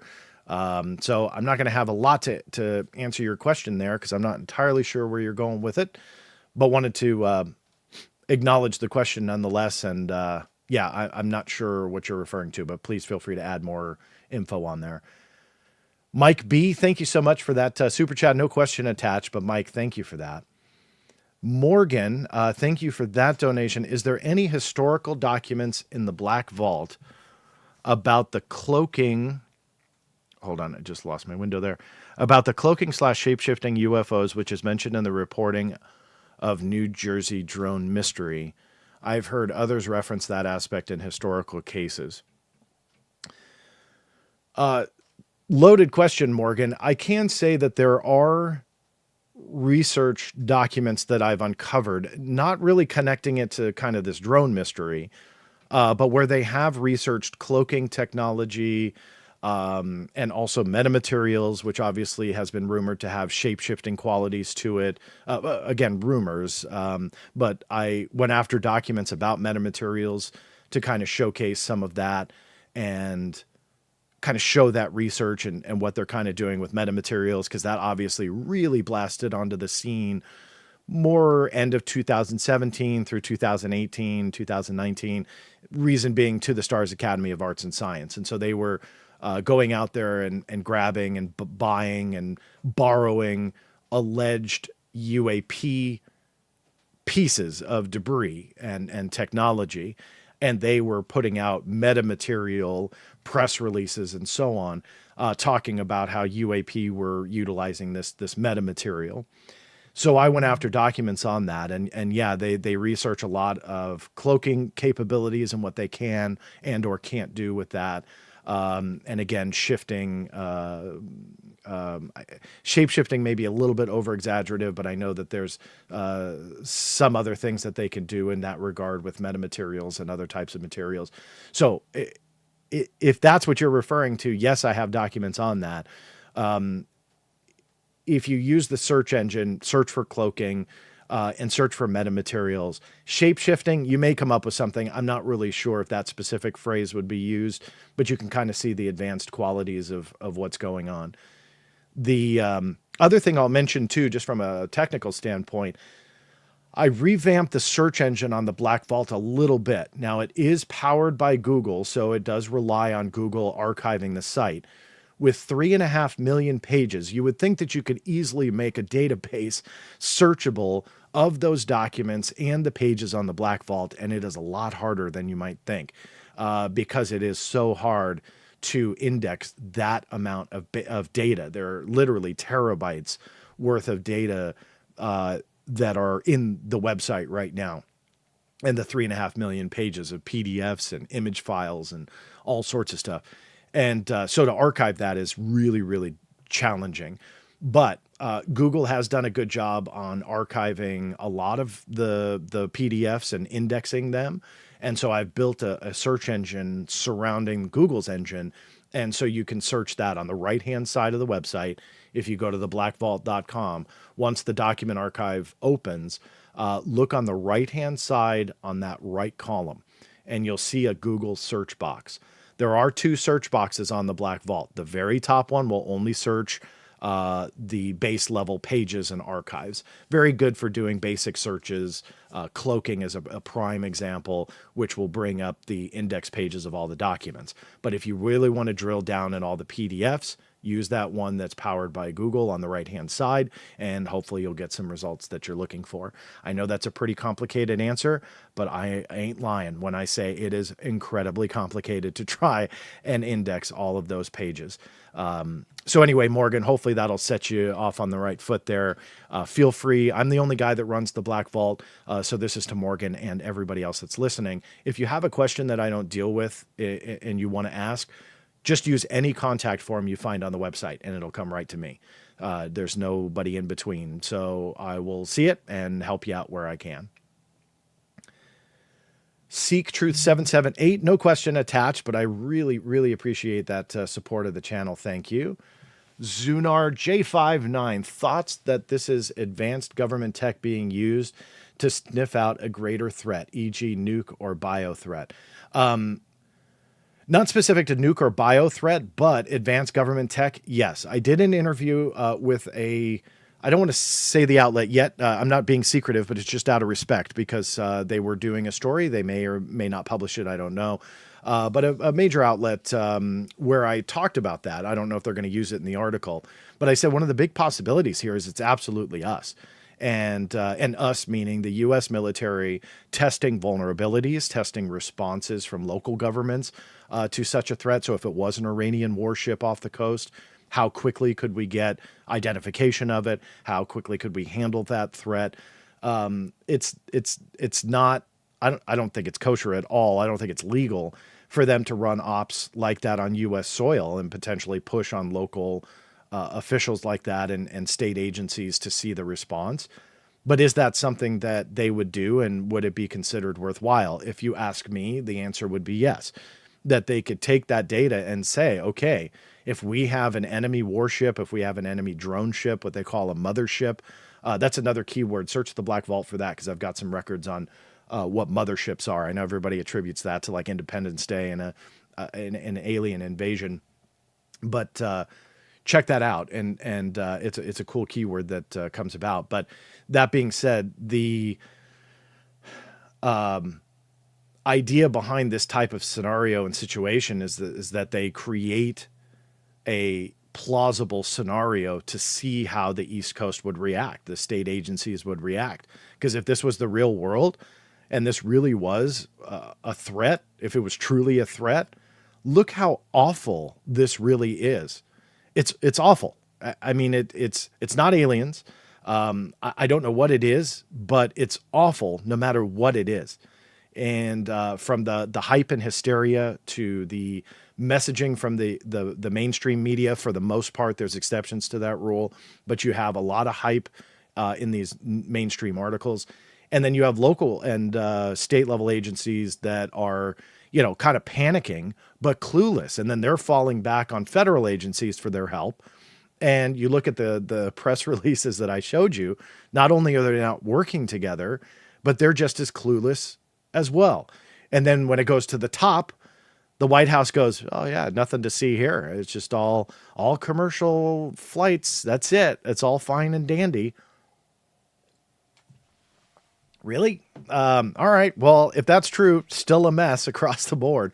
So these types of situations and operations, albeit very possibly illegal to do that over U.S. soil and again, to push state and local agencies like that in this type of a game. But is it necessary? And I'm not here to endorse it. I'm just here to say, is that something that's necessary for America to understand its vulnerabilities, to test those vulnerabilities, to understand response times, to see how the general public will react? It's that, I don't know if there's any truth to it, but there's always been that long rumor going back decades and decades that War of the Worlds was like that, testing how the government would, or excuse me, how the general public would react to such an announcement, or if aliens were really coming and they had a bad intent, how would the general public react? So again, there may be absolutely no truth to that, but the idea is really fascinating because we would have to understand how the general public would react to that. Now there's cases of them shooting at drones. I read about one this morning where somebody went out and just, took matters in their own hands. And I'm going to shoot this some bitch out of the sky. And they go out there and, it's like the Old West. It's like, well, hold on a second. Let's not do that, because what if you're shooting a law enforcement drone that's out there tasked to figure out what's going on? So you've got all sorts of problems that have arisen from this. More so the absolute cluelessness of the state, local, and federal agencies at this point. Because at the end of the day, it's terrifying that they don't have answers yet. That to me is actually a terrifying thing. It doesn't mean that I'm scared about what's going on in New Jersey right now. I'm not. I think that we'll probably, or at least hopefully, get answers. Where I'm terrified is the vulnerability that's been revealed here. That's kind of the issue, not only with the general public, but from media messaging, government messaging, even White House messaging, all the way to the top. From the top down has been awful. So that to me is the more concerning aspect to this, and one that, who knows, whether or not we get an answer or not, we'll figure that out. But yeah, we'll see. Mikhail Larson, again, quite possibly Michael Larson. I apologize. I probably butchered it either way. Do you have any information about Antarctica? There is huge areas being whited out on Google Earth and Maps. Linda Moulton Howe took up this question. There is a huge question to the only place on Earth where people can't visit. There's always been rumors about Antarctica. I won't say that I have any, information off the top of my head that's going to wow you. There is something that's often been connected to high jump and Antarctica, connected to Antarctica, called Operation High Jump. And that is something that has long been filled with conspiracy. I went after documents on that. That was a military mission that went down decades ago. I forget exactly what year that it commenced, but it was like one of the largest assemblies of our military here in America. And it all went down to Antarctica. And there was a lot of rumor like, well, why are you going down there? And there's alien theories about it. There's subterranean civilization theories about it, hollow earth theories about it. Other people are saying it was a military exercise and nothing more. It was to see how our military equipment would handle the extreme temperatures. So there's a lot of rumors about that. So I went after the documents. And again, I wouldn't say that there was anything explosive in the records other than, just kind of added some pieces to the puzzle. But beyond that, Google Earth, obviously there are stories all the time about strange areas, Antarctica included, but these strange areas where it seems like there are redacted areas or things that are pulled from the data. messed up so you can't see what's going on. And it is quite possible that we have military bases down there or military assets of interest, and they don't want us to see what's going on. It's also possible that the way that Google data works when it comes to satellite imagery is a lot of times you'll have imagery that's taken from essentially two different time frames, and it's stitched together. And sometimes when that data comes together and is stitched together, it's not like one, consecutive pass by a satellite, but rather stitched together from multiple passes, sometimes years apart. That stitching from the data sense creates things that are very abnormal looking, and that's where a lot of kind of things start. Rumors start online. People will find those. Glitches. I don't know if glitches is the right word, but they'll find them and post them online, and then the internet takes over from there. So I think you have all sorts of stuff at play. But when it comes to seeing what our present day assets, if any, like from a military sense, I don't have that. Sorry, I don't have more for you there. Clinton. Sorry, it sounds like somebody is coming into my office here. Clinton DeVoe, do you think the U.S. Air Force has worked on gravity manipulation research? Well, it would surprise me if they didn't. I can't think of a program offhand. I'm trying to think on specific to gravity manipulations. Places like the Air Force Research Lab and some of those government research arms, they do a lot of research into things like that to see if there's any promise. I'm trying to think if I have anything on like anti-gravity. In fact, why don't I just look really quick here while we're live? I told you anything can happen. Let me see. I believe I do, but I don't want to misspeak and send you the wrong way. But to kind of close that thought quickly, they do have these types of programs where they look into advanced technology, anti-gravity, cloaking, high velocity propulsion methods, again, across the gamut. And sometimes it just stays on the drawing board. And then other times when they show promise, that's how a lot of the more advanced programs get funded, or from these research programs. So the Air Force Research Lab, just off the top of my head, is one that has done a lot of work on that in that realm. And I think that you could probably find stuff there. When it comes to anti-gravity, I have on the Black Vault, if you search for anti-gravity, a presentation that was done in October of 2004 for the Non-Atomic Military Research and Development, and it is the slideshow presentation. So I would have stuff like that. So yeah, that search engine, I mean, look, I don't even know half the stuff that's on there half the time, just because the archive is so big. And I actually got this, let me see what the date of it is, 2018. So I got this 6 years ago. And you'll see the whole PowerPoint presentation. So that might give you a little bit of information there. And again, that search engine is pretty powerful, where it will hopefully grab some documents that you find of interest. But those advanced technology research angles, they're always fascinating to look at, because it gives you a glimpse at what they were trying to do. And sometimes it gives you the glimpse at what the root of what they are doing. And that to me is pretty interesting, because you get all sorts of leads from that. One of the other government agencies you might find of interest is one called the Defense Technical Information Center, or DTIC. And why I would recommend you to look at that is because if you're interested in those advanced forms of research and technology, whether it be anti-gravity or cloaking or whatever, although I love to archive everything I can find and get through FOIA, I don't have everything, clearly. DTIC has a database. It's one of my favorites when it comes to government archives. And if you go there, if I just Google DTIC, because I think their actual address is like discover.dtic.mil, I think. But regardless, just search for DTIC, Defense Technical Information Center. And when you're there, you can search their database of technical documents. It's unclassified, what you find online. It's obviously unclassified, but you really can see some of the advanced science that they've researched. Sometimes private organizations will put their information into DTIC and they'll archive it. They may have received, government funds or small grant money or whatever. Other times it's government contracted work. Periodically you'll find declassified stuff, so previously classified material. So it's something definitely to look into.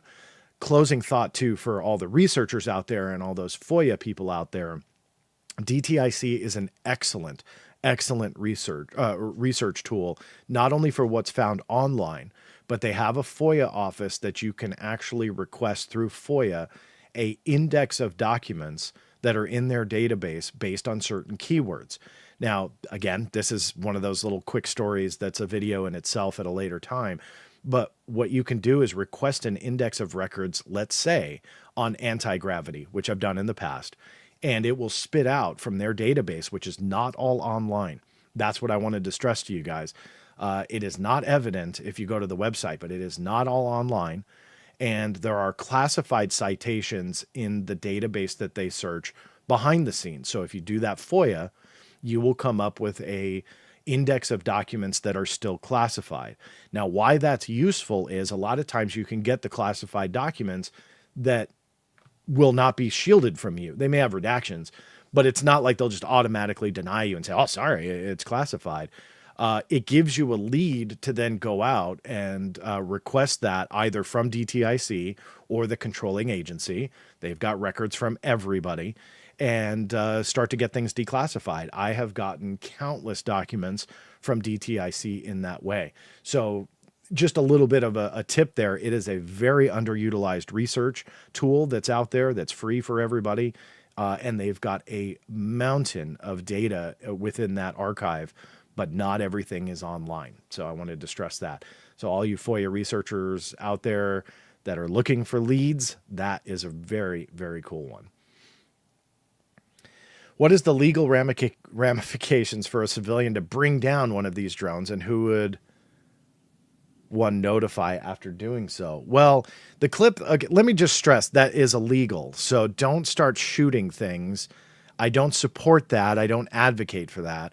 If you or anybody that's listening sees something that they can't identify, they feel it's a drone and they, shouldn't have it there, call your local law enforcement. Please don't shoot it. That's the stupidest thing you can do because you have no idea what you're shooting at.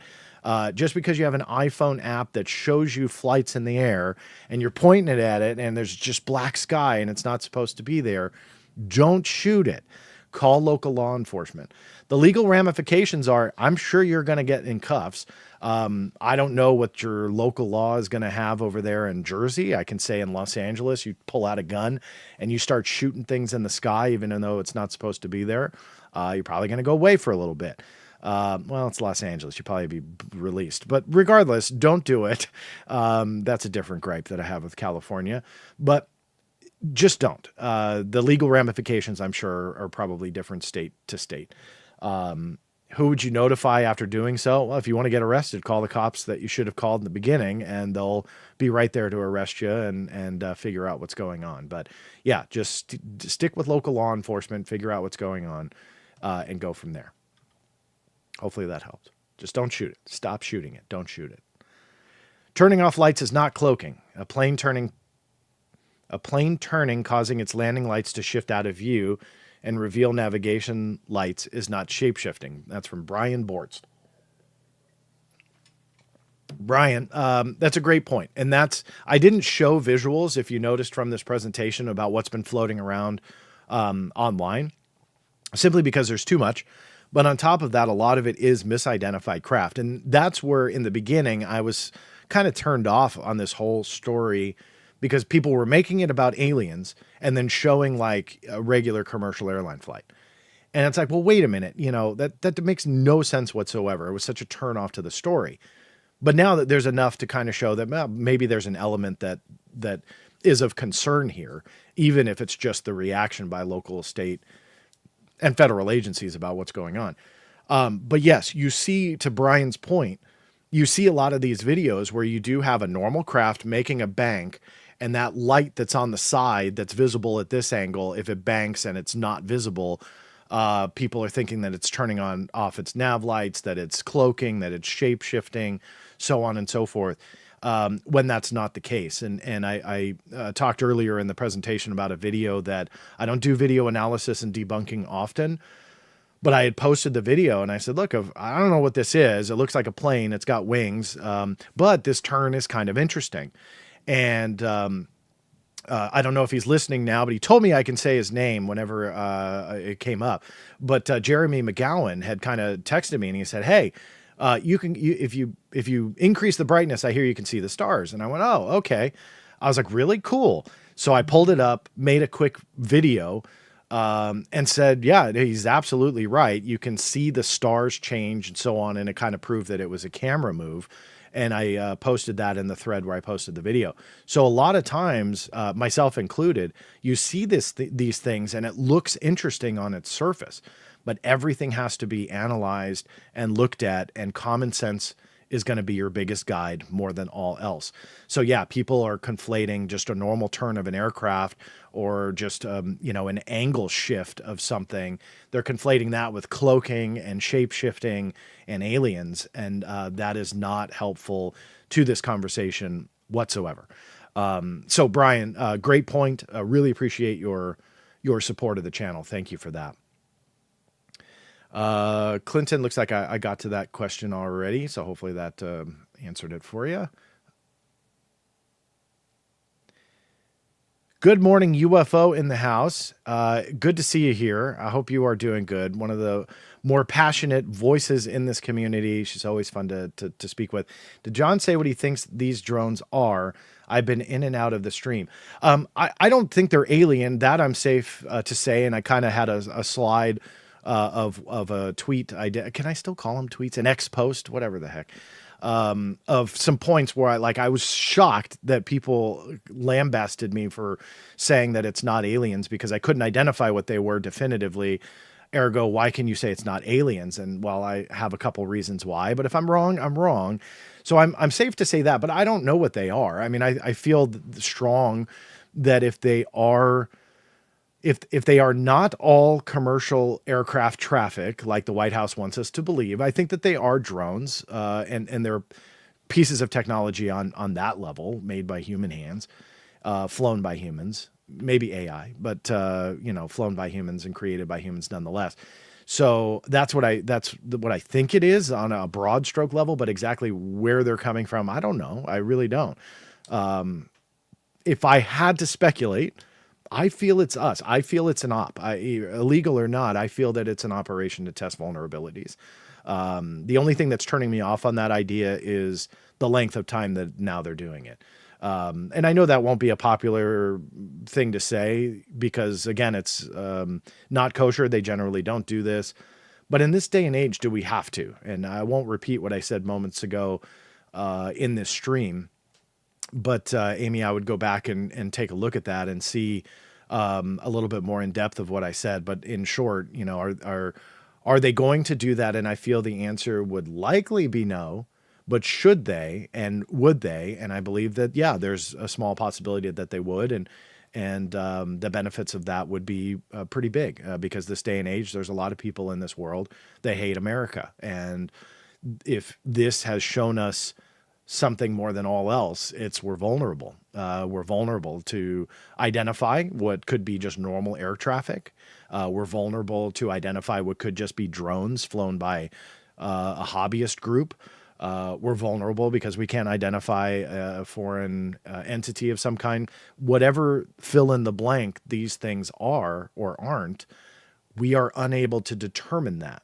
And that is problematic. That's a vulnerability, no matter how you slice it, dice it, or julienne it. It is a vulnerability to America, and we have to deal with that.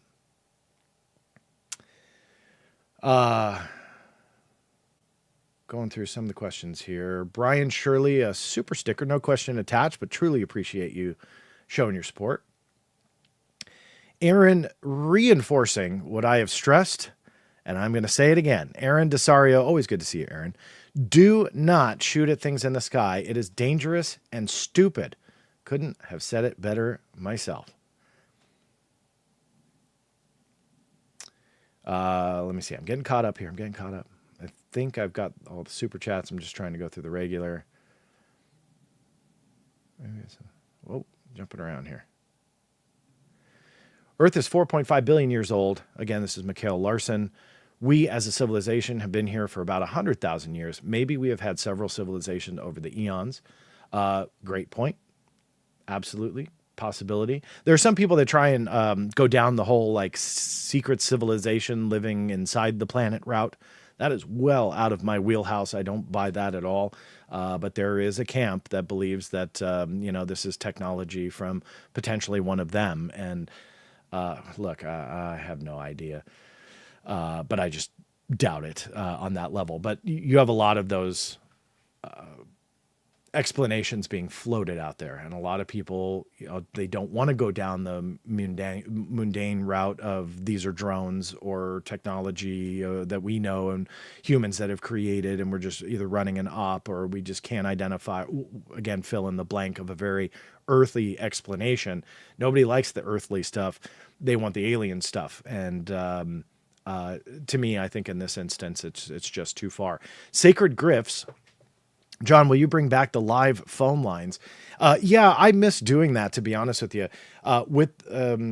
There was a little bit when I moved my office, for those longtime listeners and watchers. I just did not get the equipment set up to patch the phone line back in. And then I just kind of started dealing with text questions a little bit more because they were a lot quicker. The phone lines absolutely, kind of bring the show to a much slower pace, which, although I don't mind being able to field more questions, it just became a little bit more challenging. So it just kind of sank into me dealing with text-based messages and stuff like that. But it is something that I want to do, especially in the coming year, get all that set back up, because it was fun. It was a toll-free line. Anybody in North America, Canada, Mexico, they can all call in for free. And it was on my dime, not anybody else's, and just chat. So it's a different pace show, but it's one that I absolutely would love to bring back. So thanks for bringing that up, because I didn't even know like people really wanted that back. And I appreciate it. Aaron Dunn, could this be another Malmstrom in that there was another shoot down of nukes and these drones are our response? Well, I'm not sure where the shoot down of nukes would be. I mean, obviously the Malmstrom incident was where they shut down. Maybe that's what you mean, is a shutdown. I've got a shout down there, but it's either shut down or shoot down. I assume shut down. I'm not aware of any instances that they've talked about where nuclear installations were shut down. As connected to any of these incidents. So if maybe I've missed those headlines, please let me know. That would be great. So I'm not sure exactly what you may be referring to there, but I'm just not aware of any of those connections. If that's speculation, of course, anything is possible, but I would need a little bit more to kind of go down that route. C3, Blue Force Technology. I think I dealt with that a little bit already. Blue Force, I assume you mean by our own American tech. Yeah, I think that is a big possibility. Testing vulnerabilities on the Eastern Seaboard, seeing how local, state, and federal officials respond. Absolutely. Going on this long, that's where I kind of lean away from that theory, even though it would be probably illegal for them to do it. But yeah, absolutely a possibility. Can't make this up. A history podcast. Good to see you. We need civilian researchers with photo equipment. Yeah, we do. And they do have equipment. Just happens to be like the world's worst angles, shaky hands, nighttime, low light situation scenarios that doesn't allow anything to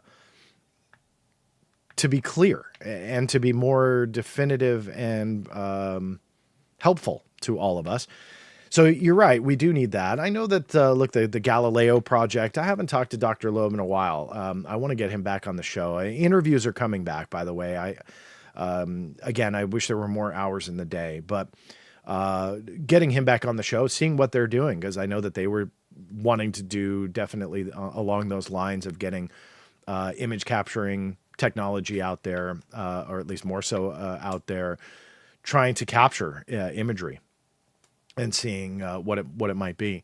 So those efforts, yeah, I mean, I really hail those efforts. I think we need more data that's publicly available to peruse and to see.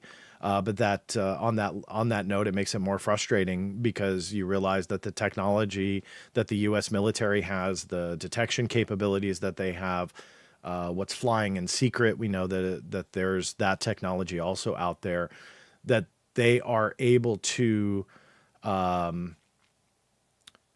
detect things that we won't, as just being the general populace, where we don't have the amount of funding and the advanced technology that they have. So it's a double-edged sword. They're able to capture it and have that data, but can and will they release it? Because then that releases are what they label as sources and methods. And anybody who uses FOIA is going to run into that sources and methods excuse more times than not. And it's a battle that's very hard to win. It's very hard to fight a sources and methods response or classified response. And sadly, that's the reality of it. So it's that double-edged sword. We need it, but should we have it? Sorry if my email dinging is coming through. Let me shut that down. Yeah, it's again that double-edged sword. If it's there or not, and if it is, can they release it and release their sources and methods and capabilities, which that in itself is a risk. So they use that excuse, and I fight that excuse, but I kind of understand that excuse, if that makes sense whatsoever. And it's a very frustrating but understandable stance that they have. But civilians armed with better photo and video equipment, 100% on board with that. C3, what is Blue Force technology? I believe you were the one that asked about it. I didn't realize you were asking for the definition. Blue Force technology, meaning US-based assets and technology that we've been essentially using. That's what I thought you were asking about, but that's how I define Blue Force technology, of it being American tech being utilized out there. I was almost caught up, but I keep yapping. Hold on, let me see if there's... make sure, if you have any last-minute questions, I'm going to wind it up here as I approach the end. Put them all in capital letters. That way I can see it. Make sure I got all of the super chats. Yes, yes, and yes. Yeah, so I got all of those handled. And I'll see if there's any last minute, because it looks like I'm finally caught up to the live chat. While I'm waiting for any last minute questions, thank you guys. I really do appreciate you tuning into these. I've said it before and I'll say it again. You know, sometimes when you press that go live button, you have no idea who or what is going to show up, if anybody. And your biggest fear as somebody who live streams is that nobody shows up. And I always have that insecurity. But so cool that here we are, an hour and 47 minutes in. There are still 2,566 on my counter here through my software that are watching as we speak. So that to me is always fun to see. I know I'm not the biggest show out there by far, but for me, it's a lot of fun to see that and to see your support and to be able to communicate with you guys and you know, answer these types of questions and have a conversation with you guys. So a lot of fun for me. I always have a blast doing this. Do you think Eric Davis will testify? Rick Roberts asks. Yes, Dr. Eric Davis, I hope that he does. He's made a lot of claims. There's a lot of rumors connected to him. I would love to see him under oath. I don't believe some of the stuff that's connected to him. Again, that's a show for a different day and one that I've already done. So if you're not familiar with the Wilson Davis documents and the stories behind that, feel free to look it up. I've done a few videos on that. And although Dr. Eric Davis himself has been kind of mum about all of this, there are other claims that he has made that really turn me off on the accuracy and the legitimacy of some of the stories that are rooted to him. And the Admiral Wilson documents, even though he kind of has this no comment type of stance on it, in recent months on Facebook, he kind of let slip in one of the Facebook groups that he essentially wrote the notes, that somebody took his notes, and the way he worded it, it was like he was admitting they were his. Since the beginning, it was less about, oh, these are fake notes and fake. To me, it didn't really matter if the notes were like legitimately written by Eric Davis. That part I wasn't arguing. For me, it was, do they depict an accurate and historical portrayal of something that actually happened? And that's where I have my doubts. So will he testify? I hope so. I wouldn't be surprised. But further to that, and I've only heard rumors, so this is, please take it for what it's worth. I don't have this confirmed. Rumors, though, are saying he would testify, but only in closed session, so like a classified setting, because he would have to, tread into classified territory, so he wouldn't be able to do it in a public hearing.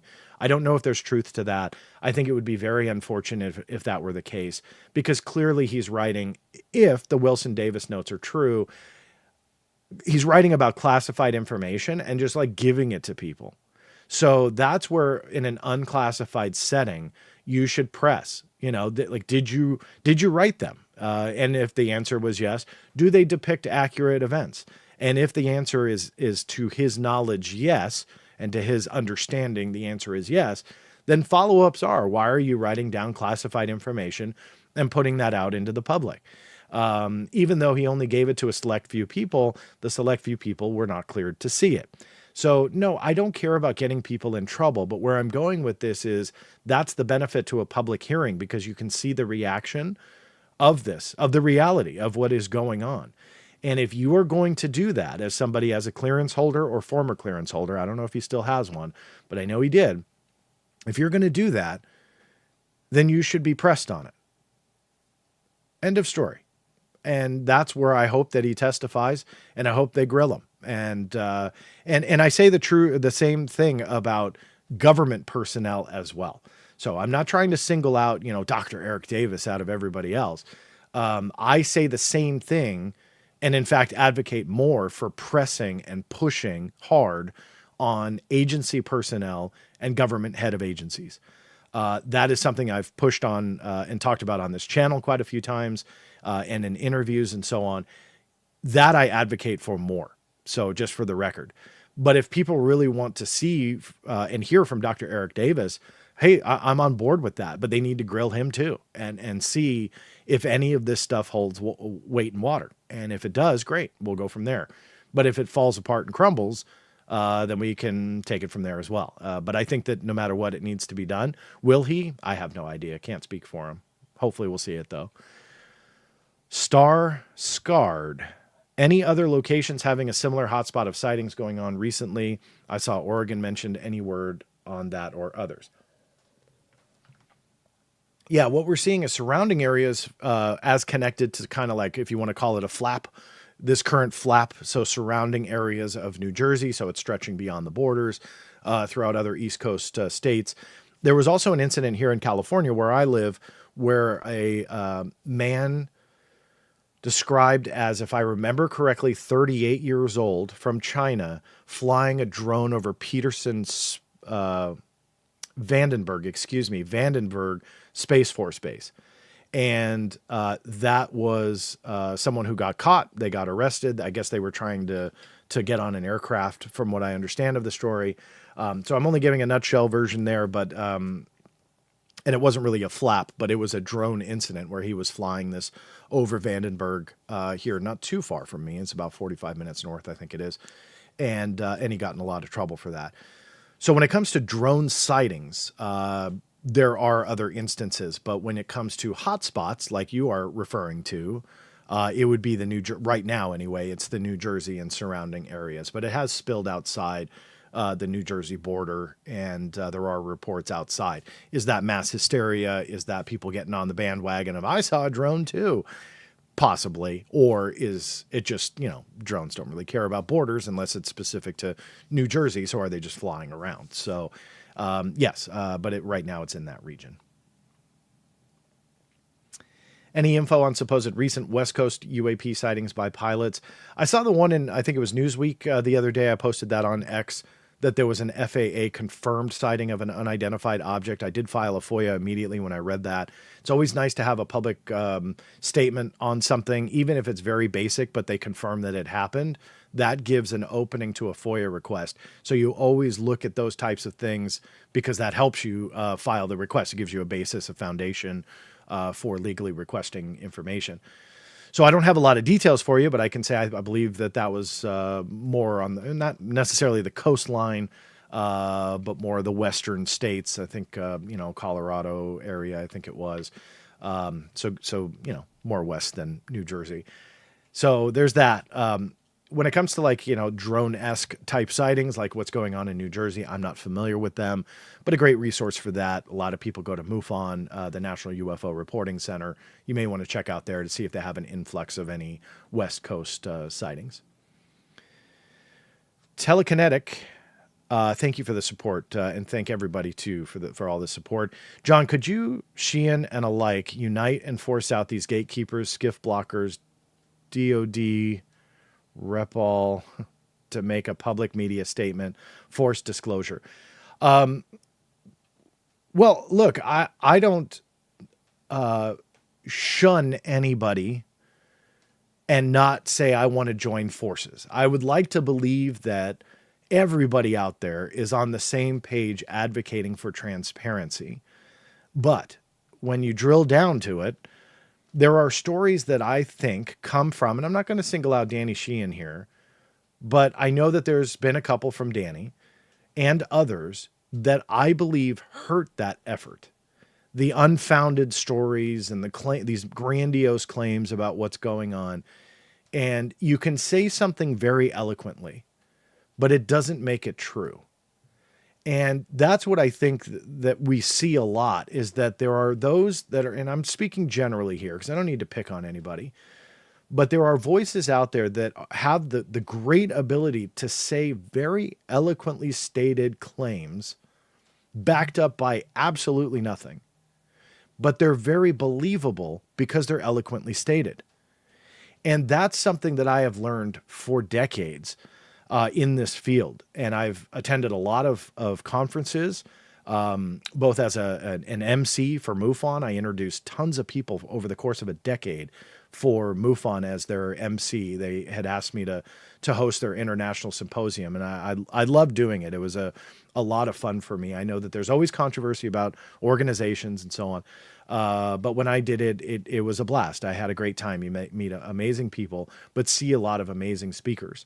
And over the course of decades, I introduced a lot of people. And I will one day write a tell-all book. You would be shocked at some of the stories that I could tell from these conferences, and some of the people that you would be amazed at how some people are behind the scenes.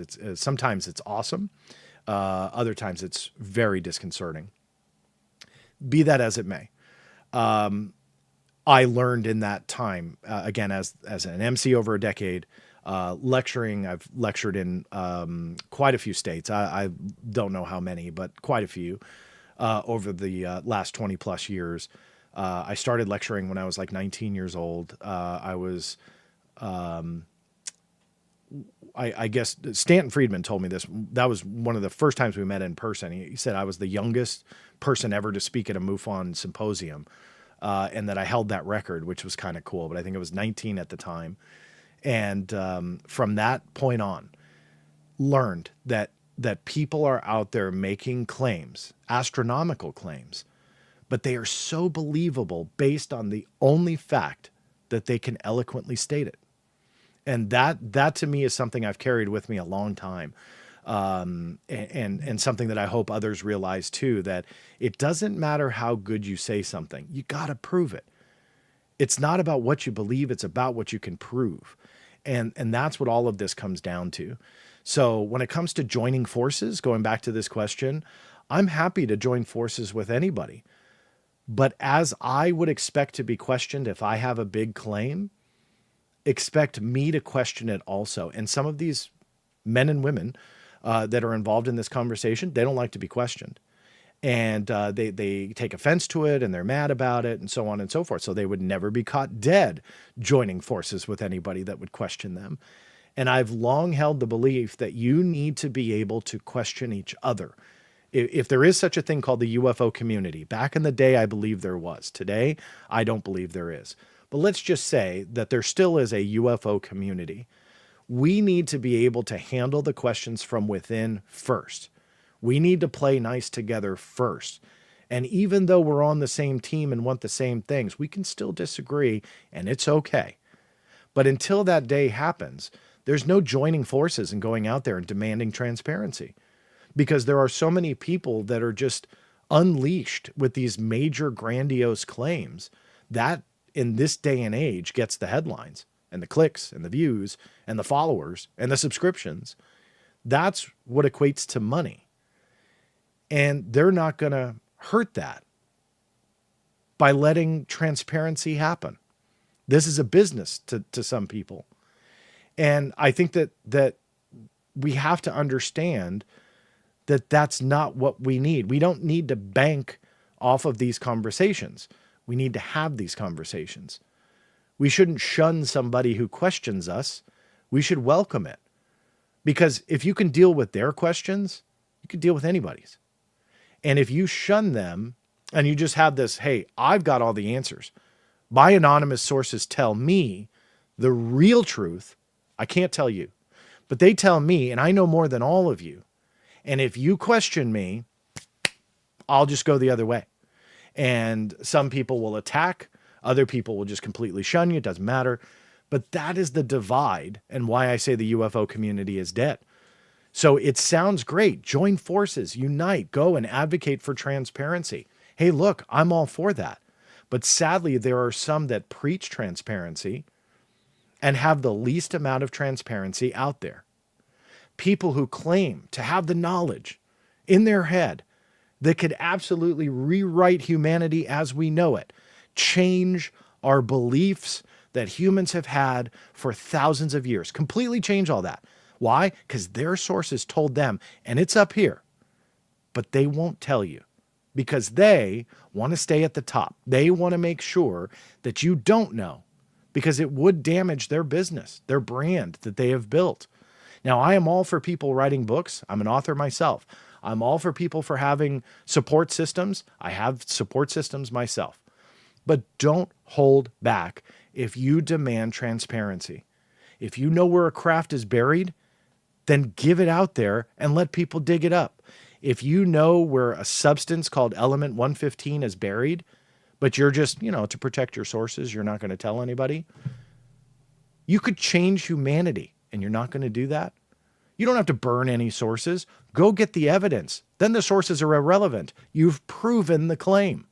You're not burning anybody. Nobody. So dig up the craft. Go dig up the element 115. Whatever the claim is, prove it. If not, you're not joining forces with anybody other than yourself. And that's what really irks me. All right, rant over. But I get so fired up about it because you're right. It would be so much better if people, I'm fine for people supporting their work. Show your work. I'm fine for people trying to sell a t-shirt even. Doesn't bother me at all. But don't sell access to privileged information and claim that you know more than anyone else, and yet you won't prove it. That irks me beyond all else, and I will never stop speaking out against that. And I believe, even though I advocate for others to do it too, I believe that there's a growing number of people that are doing it, that are getting fed up with like the claims among claims. 2025 is going to be the biggest year yet. Buckle up. Buckle up for what? I was told to buckle up in 2024. Were there cool things that happened? Sure.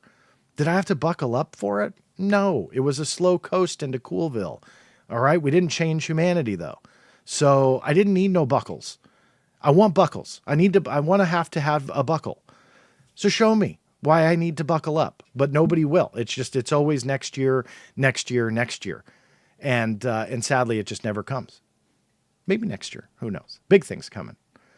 Dr. Maria, I am from Middletown. Thank you so much for the support of the channel, by the way. I am from Middletown, New Jersey, multiple F-16s in the sky as we speak. What the residents are hearing is that New Jersey leadership is planning to shoot them down. Any word on truthfulness of these reports?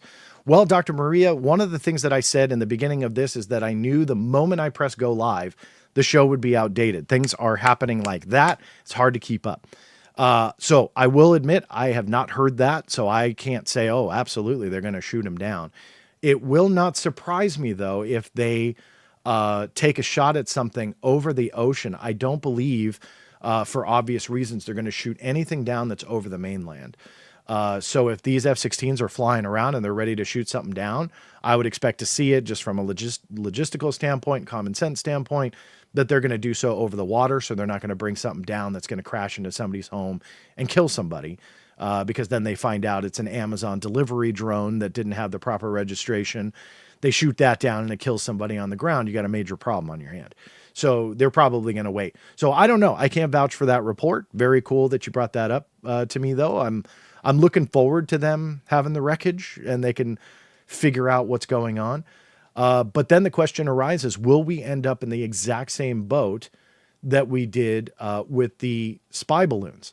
And although we saw the wreckage from the one, they shot other ones down and we don't see the wreckage at all. Through FOIA, I tried to get them. Everything was classified. So it's like, well, are we going to run into the same thing that they go out there and you'll have like some shaky cell phone video from 20 miles away and you see a little light in the sky and a little tiny explosion and then something fall. Are we going to see what fell? Or are we going to wind up in the same exact situation here where it's all going to be classified and we'll never have answers? And then it just kind of gets swept under the carpet. And that's exactly what happened with the spy balloon. We believe that they were Chinese platforms and they were spying. You get kind of that very tip of the iceberg, but that's it. You only get the tip of the iceberg. You never get what's actually the mountain. And I'm afraid that would happen here too.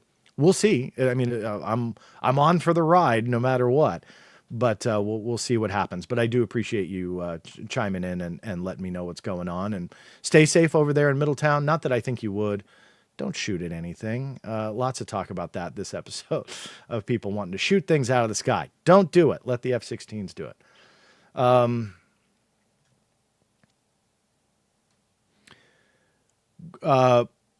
Again, Mikhail, I think that's it. If it's just Michael, I apologize, and I'm trying to be creative there. Mr. Larson, how about that? What is your set goal to find out? You ask us to ask you questions, but do you have any goals what to find apart from the truth, of course? I'm not trying to weasel out of your question, but you nailed my answer. It is the truth. Wherever it guides me, wherever it leads me. And if I debunk something today, it doesn't mean that I dismiss what comes tomorrow. So I let the evidence guide me. FOIA is a powerful tool for me, but I have long understood, to the tune of 30 years, FOIA is not everything. So what I do is I love to get documents. I love to get documentation. I like to think that I have a good understanding about what's going on in that regard. But in the same respect, I look at other sources of information too, and want to understand what's going on. And again, let truth be my guide.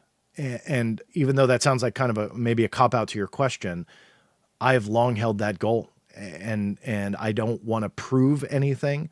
I don't want to disprove anything. I am just out for the truth of what's really going on, because to me, when it comes to the UAP topic, absolutely fascinated by what's going on. When it comes to other type of government secrets and government conspiracies, I'm a history buff. So sometimes it's less about secrets, more about the unwritten history, getting documents that have never seen the light of day before. It's just finding the truth about what has happened in all of these incidents. And that's what I love. I absolutely love it. And will go to my grave filing FOIAs. I mean, there will be a point, I hope it's a long time in the future, but I will file a request. And by the time they process it, I'll be dead. There will be that point where I'll be filing things that may not come. But I hope maybe as my 10-year-old son grows up, he gets interested in it and likes history. History is one of his favorite subjects already. So I think he has that going for him, but I don't push him. So hopefully there'll be somebody there to get those. But it's the truth. The bottom line is the absolute truth. I'm pausing for a second because I don't know if we're actually having an earthquake in California. I'm also by, there's a prison about 20 miles away. This may be a helicopter. So I'm just, if I got a split here, I don't know if you guys can hear that rumble. I'm not shaking though. This is weird. I've never been on a live stream with what potentially could be an earthquake, but if this is a massive truck, I think we're cool. I'll check the USGS after, but if this is a huge truck that is just not stopping outside my door here. I don't have a busy street, so sorry about that. I'm not a huge fan of earthquakes, but if they happen, there are things in my house I'm going to save from breaking. That is weird. It is not stopping, but I don't feel shaking. It's just rumbling. All right. I'm just going to pretend that that didn't happen. So we'll see. I don't know what's going on. It may just be local. It could be a low-flying helicopter, but it sure doesn't sound like it. Maybe it's a drone. Maybe we're having a drone encounter here in California. All right, I'm going to let it go. Weird. All right. Can't Make This Up, a history podcast. What do you make of New Jersey fire safety memo about drone recovery, talking about hazmat and radiation? I am glad that you brought this up. I am going to check my email, actually, as we are live here, because... Sorry about it. If all those dings come through, I'm sorry about that, because I did shut down. I am familiar with the document you're talking about. Now, before I went live, I had seen this early this morning. Sorry, I'm also checking earthquakes here to see if anything's going on. I had checked this morning to verify that document. I saw it all over X. And this was like using hazmat suits and stuff, like don't go near a drone. And although it was credited to the fire safety department, whatever the exact title is over there, I couldn't find it anywhere. Like there was no official source that I found at that time. So before I went live, I had written that department, and I'm looking, and I don't see a response back that's come in. But I was trying to verify it. Now, I'm not saying that it's fake. Yeah, I don't see a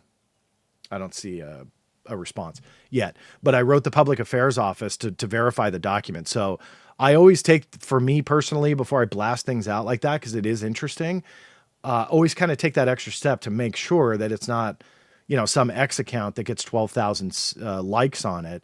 That doesn't make it, it doesn't make it true. Same with if you say something eloquently, doesn't make it true. So I tried to verify that document, haven't heard back, and I haven't seen an official source. It doesn't mean since I've gone live, they've posted it on, the Fire Safety X account or anything. I have not posted it for that reason. When I get off, I'll double check again. Again, no email, but I'll double check the websites. But there was like nothing added to the website. The X account didn't even share it. So I don't know where the actual graphic came from that was that notice. So maybe me being overly cautious, but that's just how I am. I have no idea, where it came from. So I'm still trying to source that. And if I get confirmation of it, you'll see an X post and social media post. I'll put it out there because it is interesting. A drone is a drone. Like, why do you need a hazmat suit? And, that level of precaution, it was kind of intriguing, but we'll see. Let me see.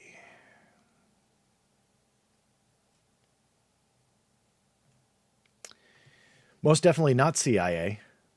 That is something the CIA would say. Do you have any trigraph FOIA requests in the work? Also, have you seen or heard the drone reports in Virginia and Maryland? Are these drones being seen, filmed, or photographed in the daytime? Yeah, I'm starting to hear that the drone sightings are absolutely, stretching beyond just New Jersey. So definitely hearing that. The videos and stuff online. I talked about this early in the stream. There's a rocket launch going out of Cape Canaveral. It's a clear launch, and yet a very popular X user posted it on as proof of a transmedium drone coming out of the water. So there's so many misinformation things out there. It is so hard to figure out what is legit, what is not, what is CGI, what is AI. I'm so careful. That's why in this video I didn't show any visuals when it came to that, because it's so hard to verify it, until the government, local, state, or federal comes out with something and says, hey, this is anomalous or this is unidentified or whatever. Not that I think everything they say is gospel, but at least there's some kind of legitimacy there that, they analyze the video to a point and are comfortable enough to release it. Things I'm showing and seeing on social media, very hard. So I don't know there. Don't show there in that regard, but I have heard the stories. To the first part, the trigraph FOIA, I could just be spacing here. I don't know what you mean by trigraph, so I apologize. I don't know what you mean. But you're more than welcome to email me and explain a little bit more, because maybe when I hear it, I'll go, oh, I'm an idiot, which happens every day. But yeah, I'm not sure what that means. I apologize. Who would have the authority to allow the witnesses to speak freely? Not sure what that's in regards to. Remember, all caps for questions on mine. I'm not sure if that was directed to me, so I apologize. Drones are not advanced alien technology, Sam Smith. I agree with you. If you weren't here earlier, I had a kind of a slide on justifying why I said that it wasn't aliens, even though we can't identify it. How can you dismiss aliens? I feel comfortable enough to do so, but we will see.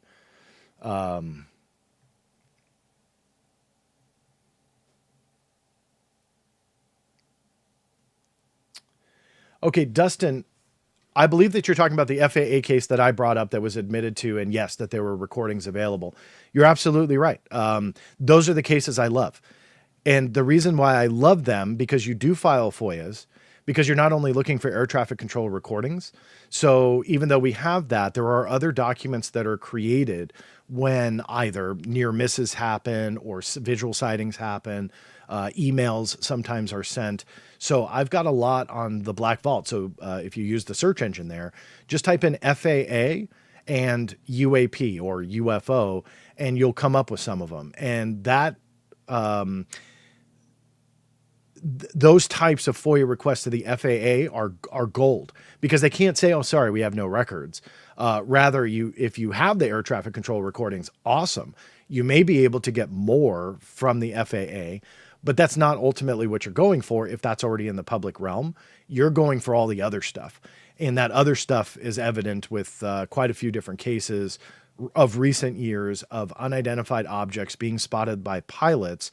And a lot of times the ATC recordings are already out there, yet I'm going for everything else. And that's exactly what you want to go for. So never hesitate, because you don't know what you're going to find. Even though you feel that I've heard the air traffic control recordings, no reason to file a FOIA. No, that is more reason to file a FOIA, because now they cannot get out of them confirming or denying that there was an incident. It's already in the public sphere and provable with evidence. So that's your foundation for a FOIA, to say, I want not only the air traffic control recordings, because then you may get a cleaner version. You may get more of it. You may get other towers that maybe weren't in the recording that surfaced online. There's a couple different scenarios there, but you're looking for the documentation. You're looking for everything else. And that would be absolutely hands down why you would file a FOIA request even more. Green Turtle, John Greenewald is the best. I appreciate that. Thank you so much for the kind words. I'll give you the $5 after the show. But thank you for posting that publicly. Truly appreciate it. Never a popular thing to say, though. Do you believe the New Jersey, Maryland, and Virginia drones are in some way connected? Most likely. And it could be connected because of hysteria and kind of that bandwagon stuff. And everybody wants to see something, so they go outside. And if you really want to believe and see something, you'll see it. You go out and you concentrate hard enough, you'll see something that may just be a normal aircraft, but you go, aha, that's a drone. I knew it. And you hold your phone like this and take a video. And then all of a sudden you post it online and you're a TikTok sensation.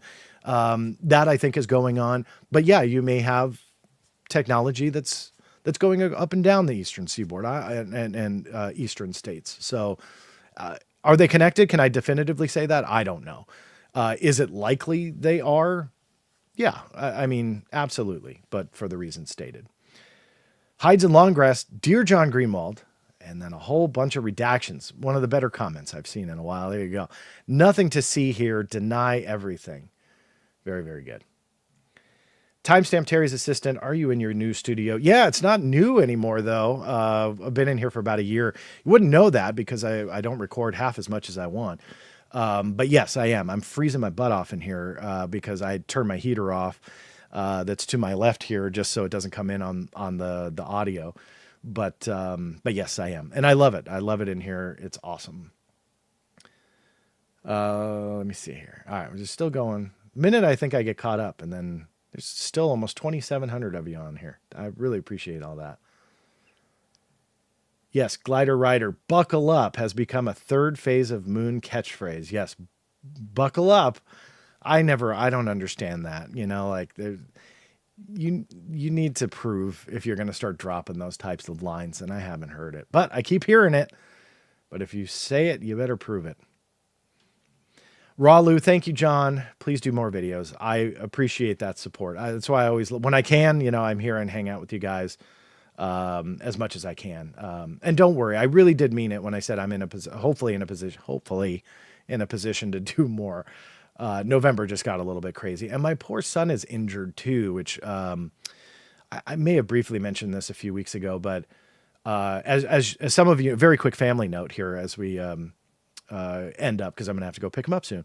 But my son plays soccer. He's an amazing goalie. I sometimes post pictures. I try and stay a little bit private, especially when it comes to my family, but I'm also a proud dad. So I will post videos of my daughter and my son, and he's an awesome goalie. He's only 10, but he's, doing great. Wound up with a knee injury, and we don't know the root of it. He's a tough player. He plays hard. I mean, the kid is one of the tougher ones out there. I know that I'm biased because I'm his dad. Anyway, he winds up injured. It's not that keeps me away from, let me close that again. Keeps me away from recording, but it kind of does. You know, I mean, he's home a little bit more and not at practices, or I don't take him to practices. So I don't want to just say, all right, man, leave me alone for an hour and a half. You know, like I don't do that. I want to, spend time with him and so on. So I hope he gets better though, and gets back at it. We're hoping he's going to be cleared next week, but it was a tendon issue pushing on a growth plate in his knee. So that was the big concern. So anyway, not to give you some personal notes, but that also on top of just regular day job stuff, which kept me pretty busy. You know, I'm not the type, I love doing this, but I'm not the type to just tell my kids, don't bother me, for an hour and a half because I'm going online. I don't do that. My office door is open to them all the time if I do have to work, or I'm taking them somewhere and playing or whatever it is. So that is my number one, as much as I love all of you guys. But yeah, if send good thoughts, good energy, prayers, whatever you are comfortable with, we can always use them, because he's okay. He's definitely doing a lot better, but, never fun to see a 10-year-old who is so into sports, just get absolutely crushed by missing multiple games. Now he's missed tournaments and, his school soccer matches on top of his club. So it just, a 10-year-old doesn't need that. So anything you can offer, it would be awesome. All right. Still going. John, be it that this is from D. John, be it that the government will black out whatever they do not want to disclose in FOIA, don't you feel they will mislead you or waste your time? That's always a fear. But I have gotten over the years, in my personal opinion, awesome nuggets of truth and information and puzzle pieces. I will never not try, because I think the government's going to give me the runaround. Sometimes the runaround and the redactions tell a story.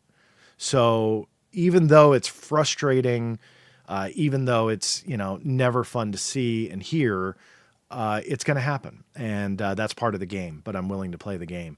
You can also fight those things. Fighting is part of the fun. It's also part of the frustration, but part of the fun nonetheless. And so, you got to play by their rules. It is a game where they made the rules. They're the referee. They call the shots. You can't review, but they can. But I'm here for it nonetheless. I love it. So always try. Never hesitate. Looking for more questions here. Hold on.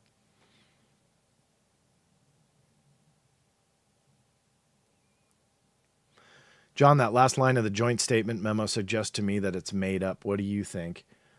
I think that you're talking about that fire safety one, not the joint DHS and FBI statement that I showed, because that one definitely is legit. I did verify that one. But if you're talking about that fire one, yeah, I'm not going to say it's not legit. For all purposes on my end, I think it's probably legit. But it's strange that I couldn't find it anywhere. That's the other thing. A lot of times when you see these graphic representations of a press release, they're screenshots from a website, press release, a graphic that's tweeted out on X or posted on other social media channels. And this didn't have it. So again, when I'm off, I'm going to, double check. It may absolutely be circulating more widely, but when I press go live, it wasn't there. Some of these comments.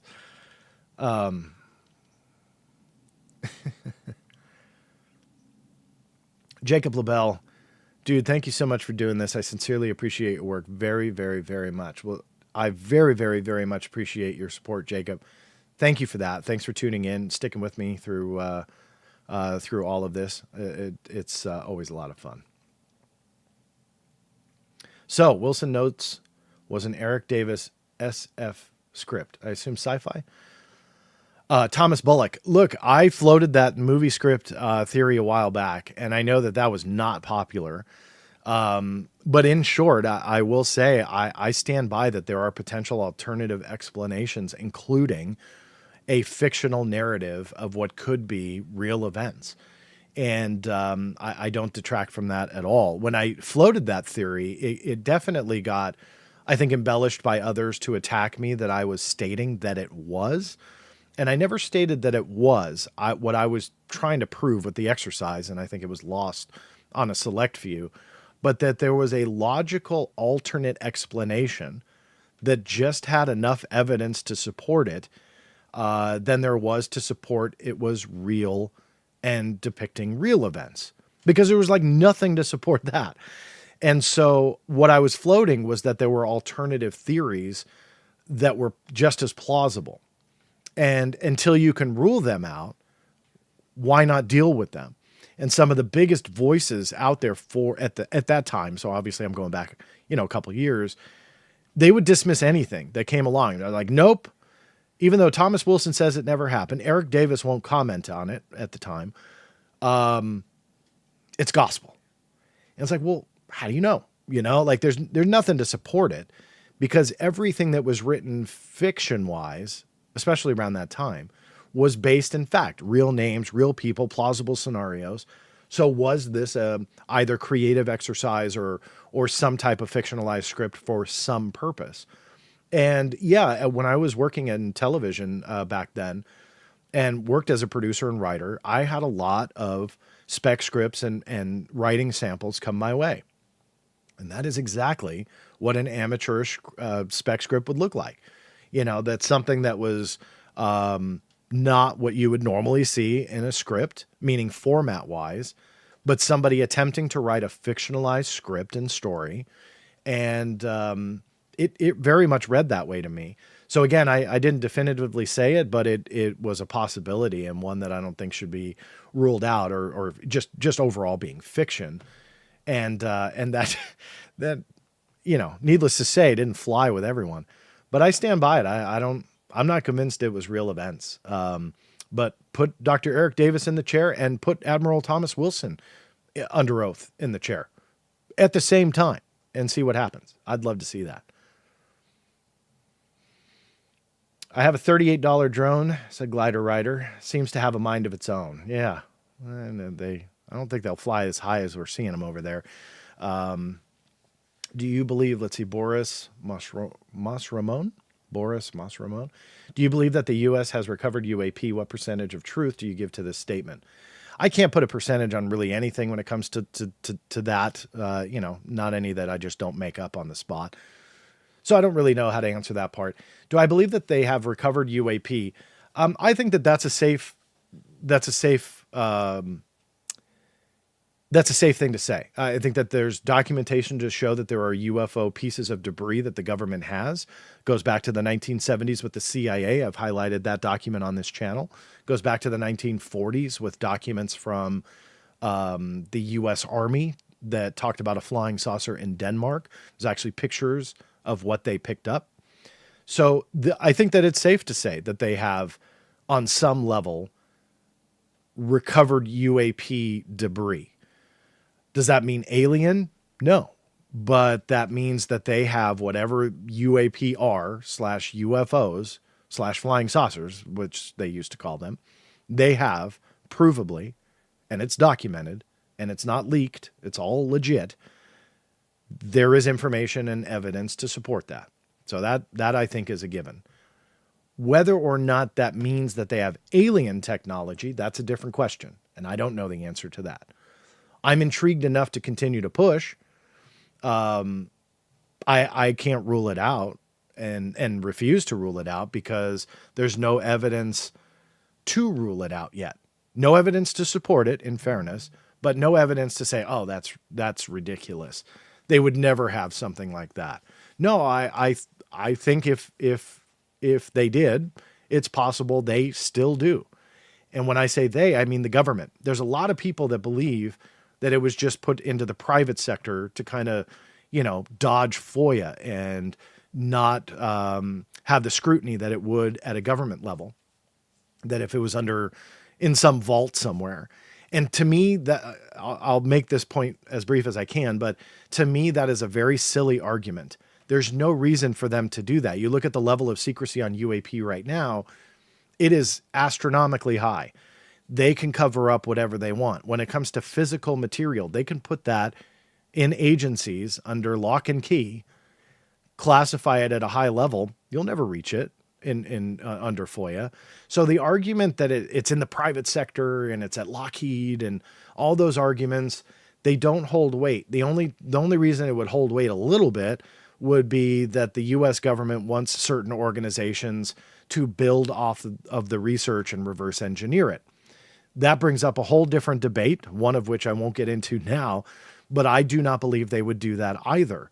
And the reason is because the moment you take alien technology and you give it into the private sector, regardless of your contracts and so on and so forth, the U.S. government infrastructure as a whole that's controlling this cover-up, which I'm comfortable labeling that, you have now relinquished the control, the evidence that you have, and you're trusting that a private sector organization, regardless of a longstanding history of contracts and so on, that they are going to keep that secret. That the people that they hire, that yes, may have gone through government clearances and so on, and have security oaths, that they are going to hold true to all of that? Or would you enlist your own scientists and keep it much more closely guarded in high-level security facilities that we know exist? We know underground facilities exist. Would you keep it there? Because now you have much more control, which we all know the government wants and the government loves. And if you were to ask me, in my humble opinion, they would do that. They would keep the control.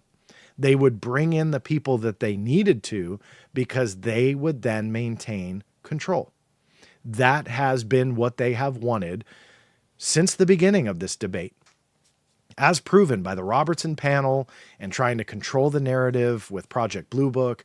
All of that is documented. So to float the idea that they would just let the private sector have it because we don't want FOIA to touch it doesn't make sense to me. So I know I went away from your question there, but it's always something that I feel is a point that needs to be made, because do they have recovered UAP? I believe the answer is yes. I believe documentation proves that. Is it alien? That's a different story, but I think the government would still have it, not the private sector, for the reasons I just stated. So hopefully that helped. Jacques O'Neill, John, have you reached out to Jay Stratton for an interview specifically on the UAP report he produced in 2021? I have reached out to Jay Stratton for an interview. Sadly, now's not the time that he would like to do one, which is pretty unfortunate. I will continue to push. We all know that he's coming out with a book.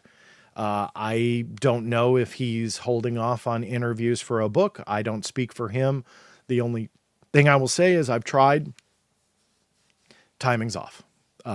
But my conversations with him, I will stress, have been great. I have zero complaints. It's not like he brushed me off, was rude, and said, "No way, man, go blow it." No, he's been excellent to speak with. No complaints whatsoever. So, gentleman and a scholar in that regard. But sadly, when it comes to an interview, no, not yet. I'll keep trying. And if Jay's listening, come on, Jay. Everybody wants you on here. It'll be great. You'll love it. I'm a puppy dog. I will never say anything mean.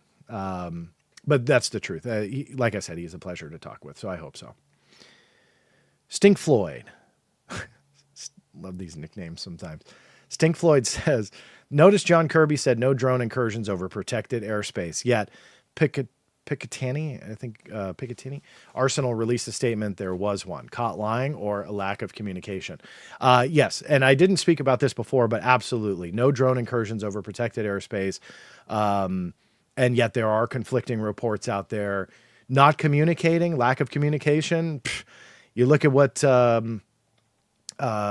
press releases I went through and the Northcom release, and they said, no one's asked us to help.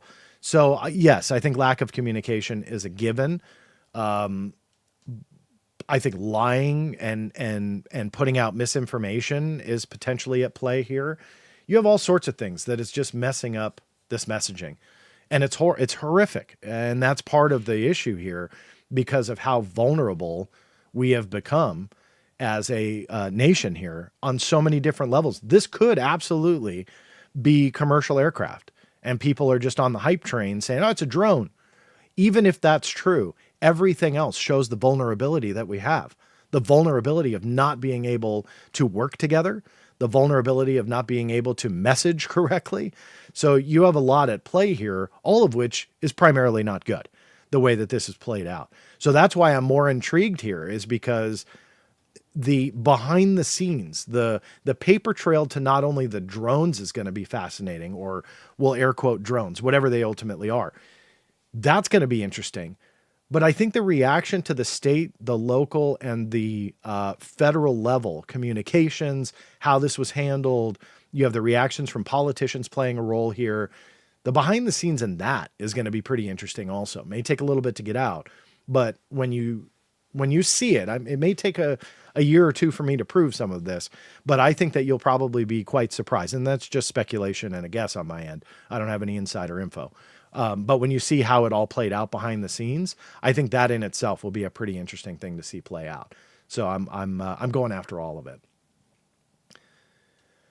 Conservative. Hey, are the FOIA documents specifically owned by the Black Vault, or would I be able to use them for a project? No, I don't have any control over public record.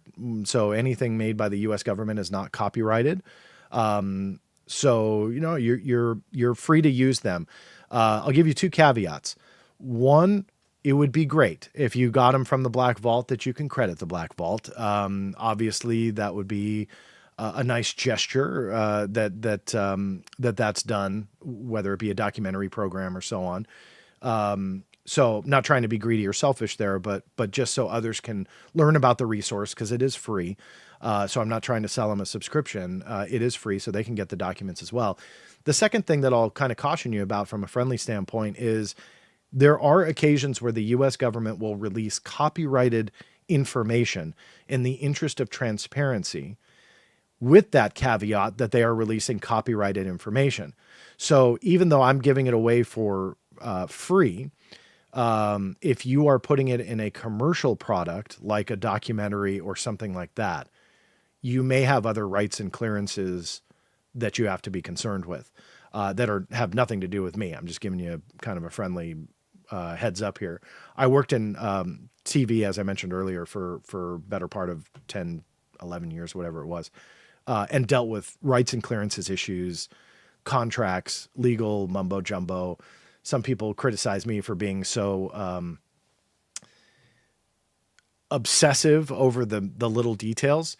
I actually credit that time frame working in rights and clearances and contracts and legal mumbo jumbo, because even though I'm not an attorney, I had negotiated countless rights and clearance issues over that decade plus, where you learn to look at every single line and every period, dot, comma, semicolon. As silly as it sounds, any attorney will tell you, depending upon how certain things are worded, you can open yourself up to litigation.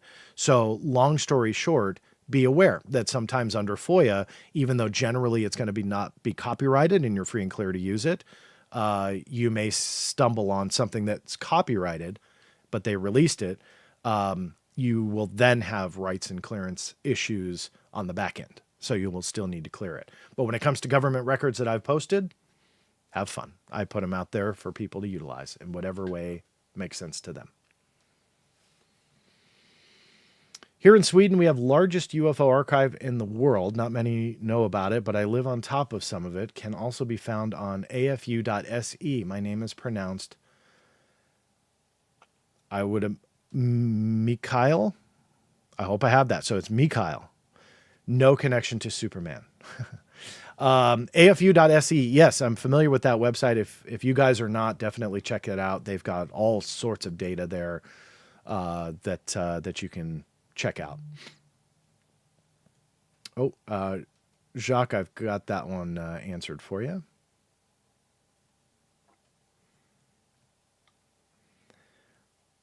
John Stelzner, do Blue Book reports 1 to 13 really exist like Stanton Friedman talks about in his old lectures?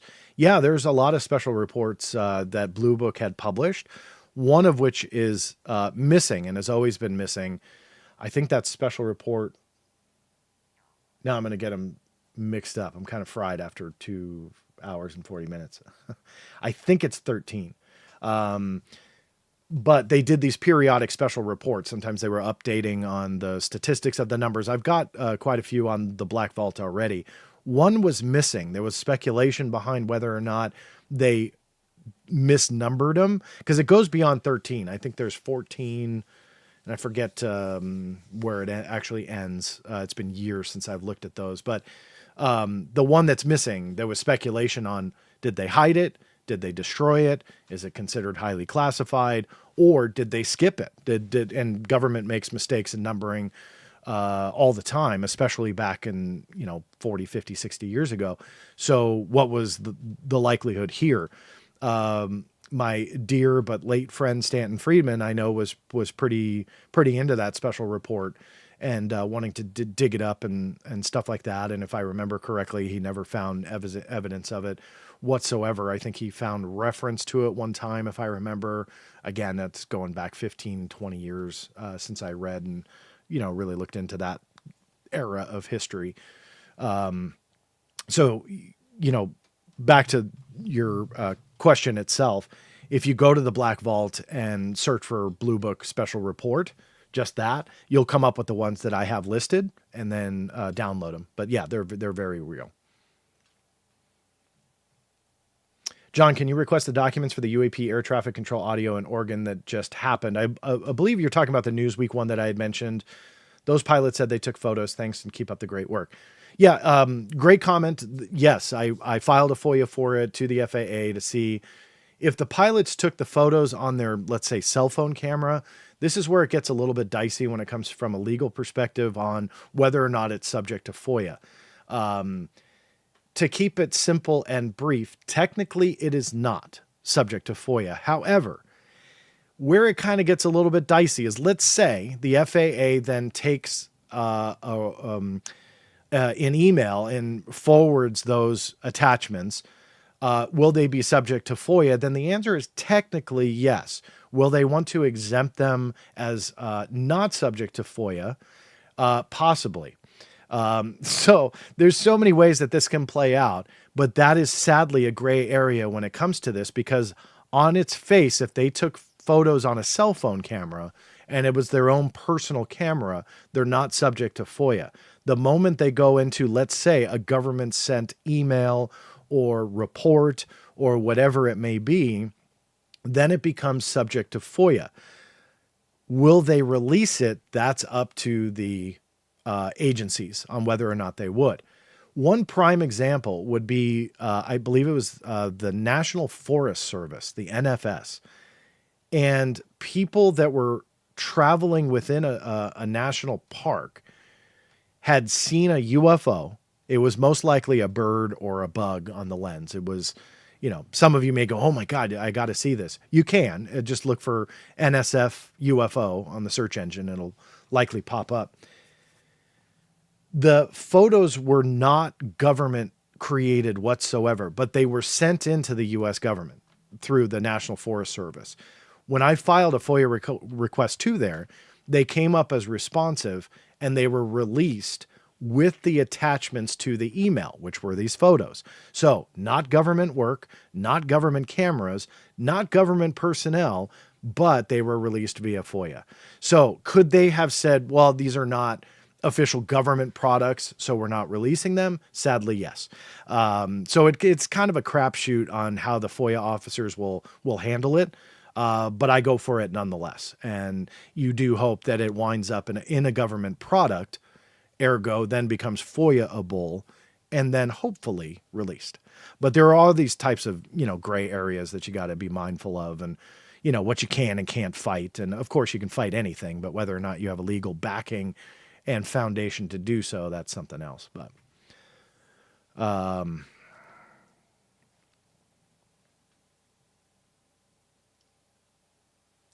okay. So back to TARDIS Garden. Thanks, John. The last line of the copy of the joint memo reads, while there is no malicious activity occurring in New Jersey, the reported sightings there do, however, highlight the insufficiency of current authorities. Now, I have this on my screen here. It's what I already showed in the presentation. So that is from a legitimate press statement by DHS and FBI. So that I verified. So to go back to your previous question, it's legit. The fire safety one, that's the one that's in question. But yes, that is a legitimate press release. And yes, that supports that these agencies are starting to talk about that vulnerability and the insufficiency of authorities, that they're just, not tasked to do this. And yes, the second part of your comment I just saw here, who are they talking about themselves? It's possible they're talking about themselves, more so probably the local and state agencies, as this is the FBI. So they're much better than everybody else outside looking in. That's how I interpret that. Again, that's just kind of a guess on my end. I think more is to come on those types of comments, and seeing their findings of the local governments being insufficiently staffed, manned, technologically powered to deal with a threat like this. Because I go back to what I said earlier, if this really was Iran, if this was really an enemy and they come in and they decide to park off of New Jersey, that we were caught really vulnerable there, for weeks. We still don't have answers. That's a problem. That's very problematic. So, and concerning. So I think that in situations like these, which it absolutely could all be explainable, and sure, the White House is being open and honest, and it's all just air traffic operating in lawful ways. Sure, if that's all true, that's fine. But the underlying issue here is that vulnerability and a huge risk. So that is something that's going to be talked about for quite some time. That said, I think I got most of your questions here. There's still 2,900 of you tuned in. I can't thank you enough for that, truly, between all the networks. I decided to broadcast it all. In closing, and on that note, YouTube, Facebook, X, all are seeing this right now.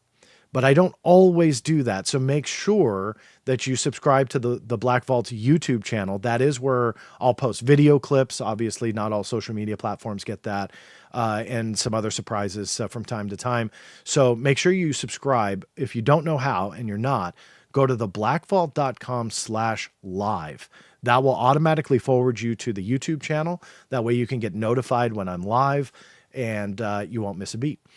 If you are watching on YouTube, don't know that I've got an X channel. That is where I'm most active on social media. It's just the nature of what X is. I know X is not for everybody, but it is the nature of it that makes me most active, where you can blast things out there very, very quickly.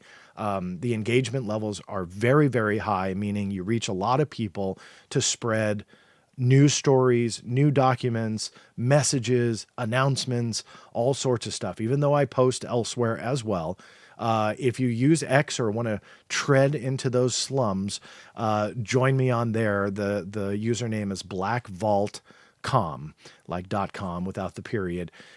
You'll be able to see me there. I am on Facebook. It's just some of those posts don't end up there. Again, the nature of how social media works, it would just be kind of weird to blast some of that stuff out, because X is very instantly driven to informing the masses, so to speak.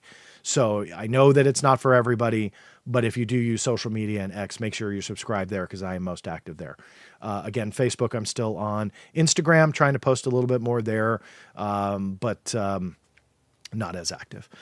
That said, thank you guys again. Really, really appreciate all your time. If I didn't get to any questions, may have missed, I apologize. I do try and get as many as I can in shows like this. You're always welcome to email me as well. The contact forms all go to me on the website, so feel free to do that. Paul Major with a super chat here, and thank you again. All super chats go right into the Black Vault, so everything, 100% of what came in goes right there. Any of the comments, I don't know, they don't call them super chats. I forget what they're called, but you can kind of give a tip on the comments as well. Same deal. All of that goes into the site. Paul Major, come to Blue Sky if you're not there already.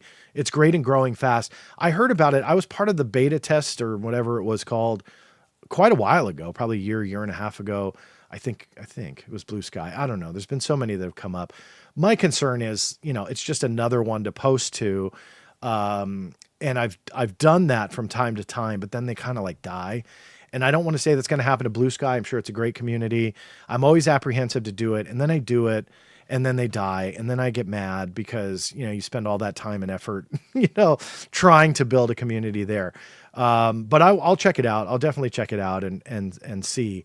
But, the harsh reality with social media, love them or hate them, there is just a select few, and that's where the masses go. And then, the other ones that try and build up may get like a rush and be popular for a year and a half, but then sadly just die off. And it's always sad to see, because more than all else, I don't mind a smaller following. Instagram's a prime example. I have a couple thousand followers on Instagram. But the whole point being is that you lose the data. You've got, I'm a huge advocate for saving everything. So when I see sites lose that data, the conversations, it's always like a kind of a gut punch, because it's not always about the original post.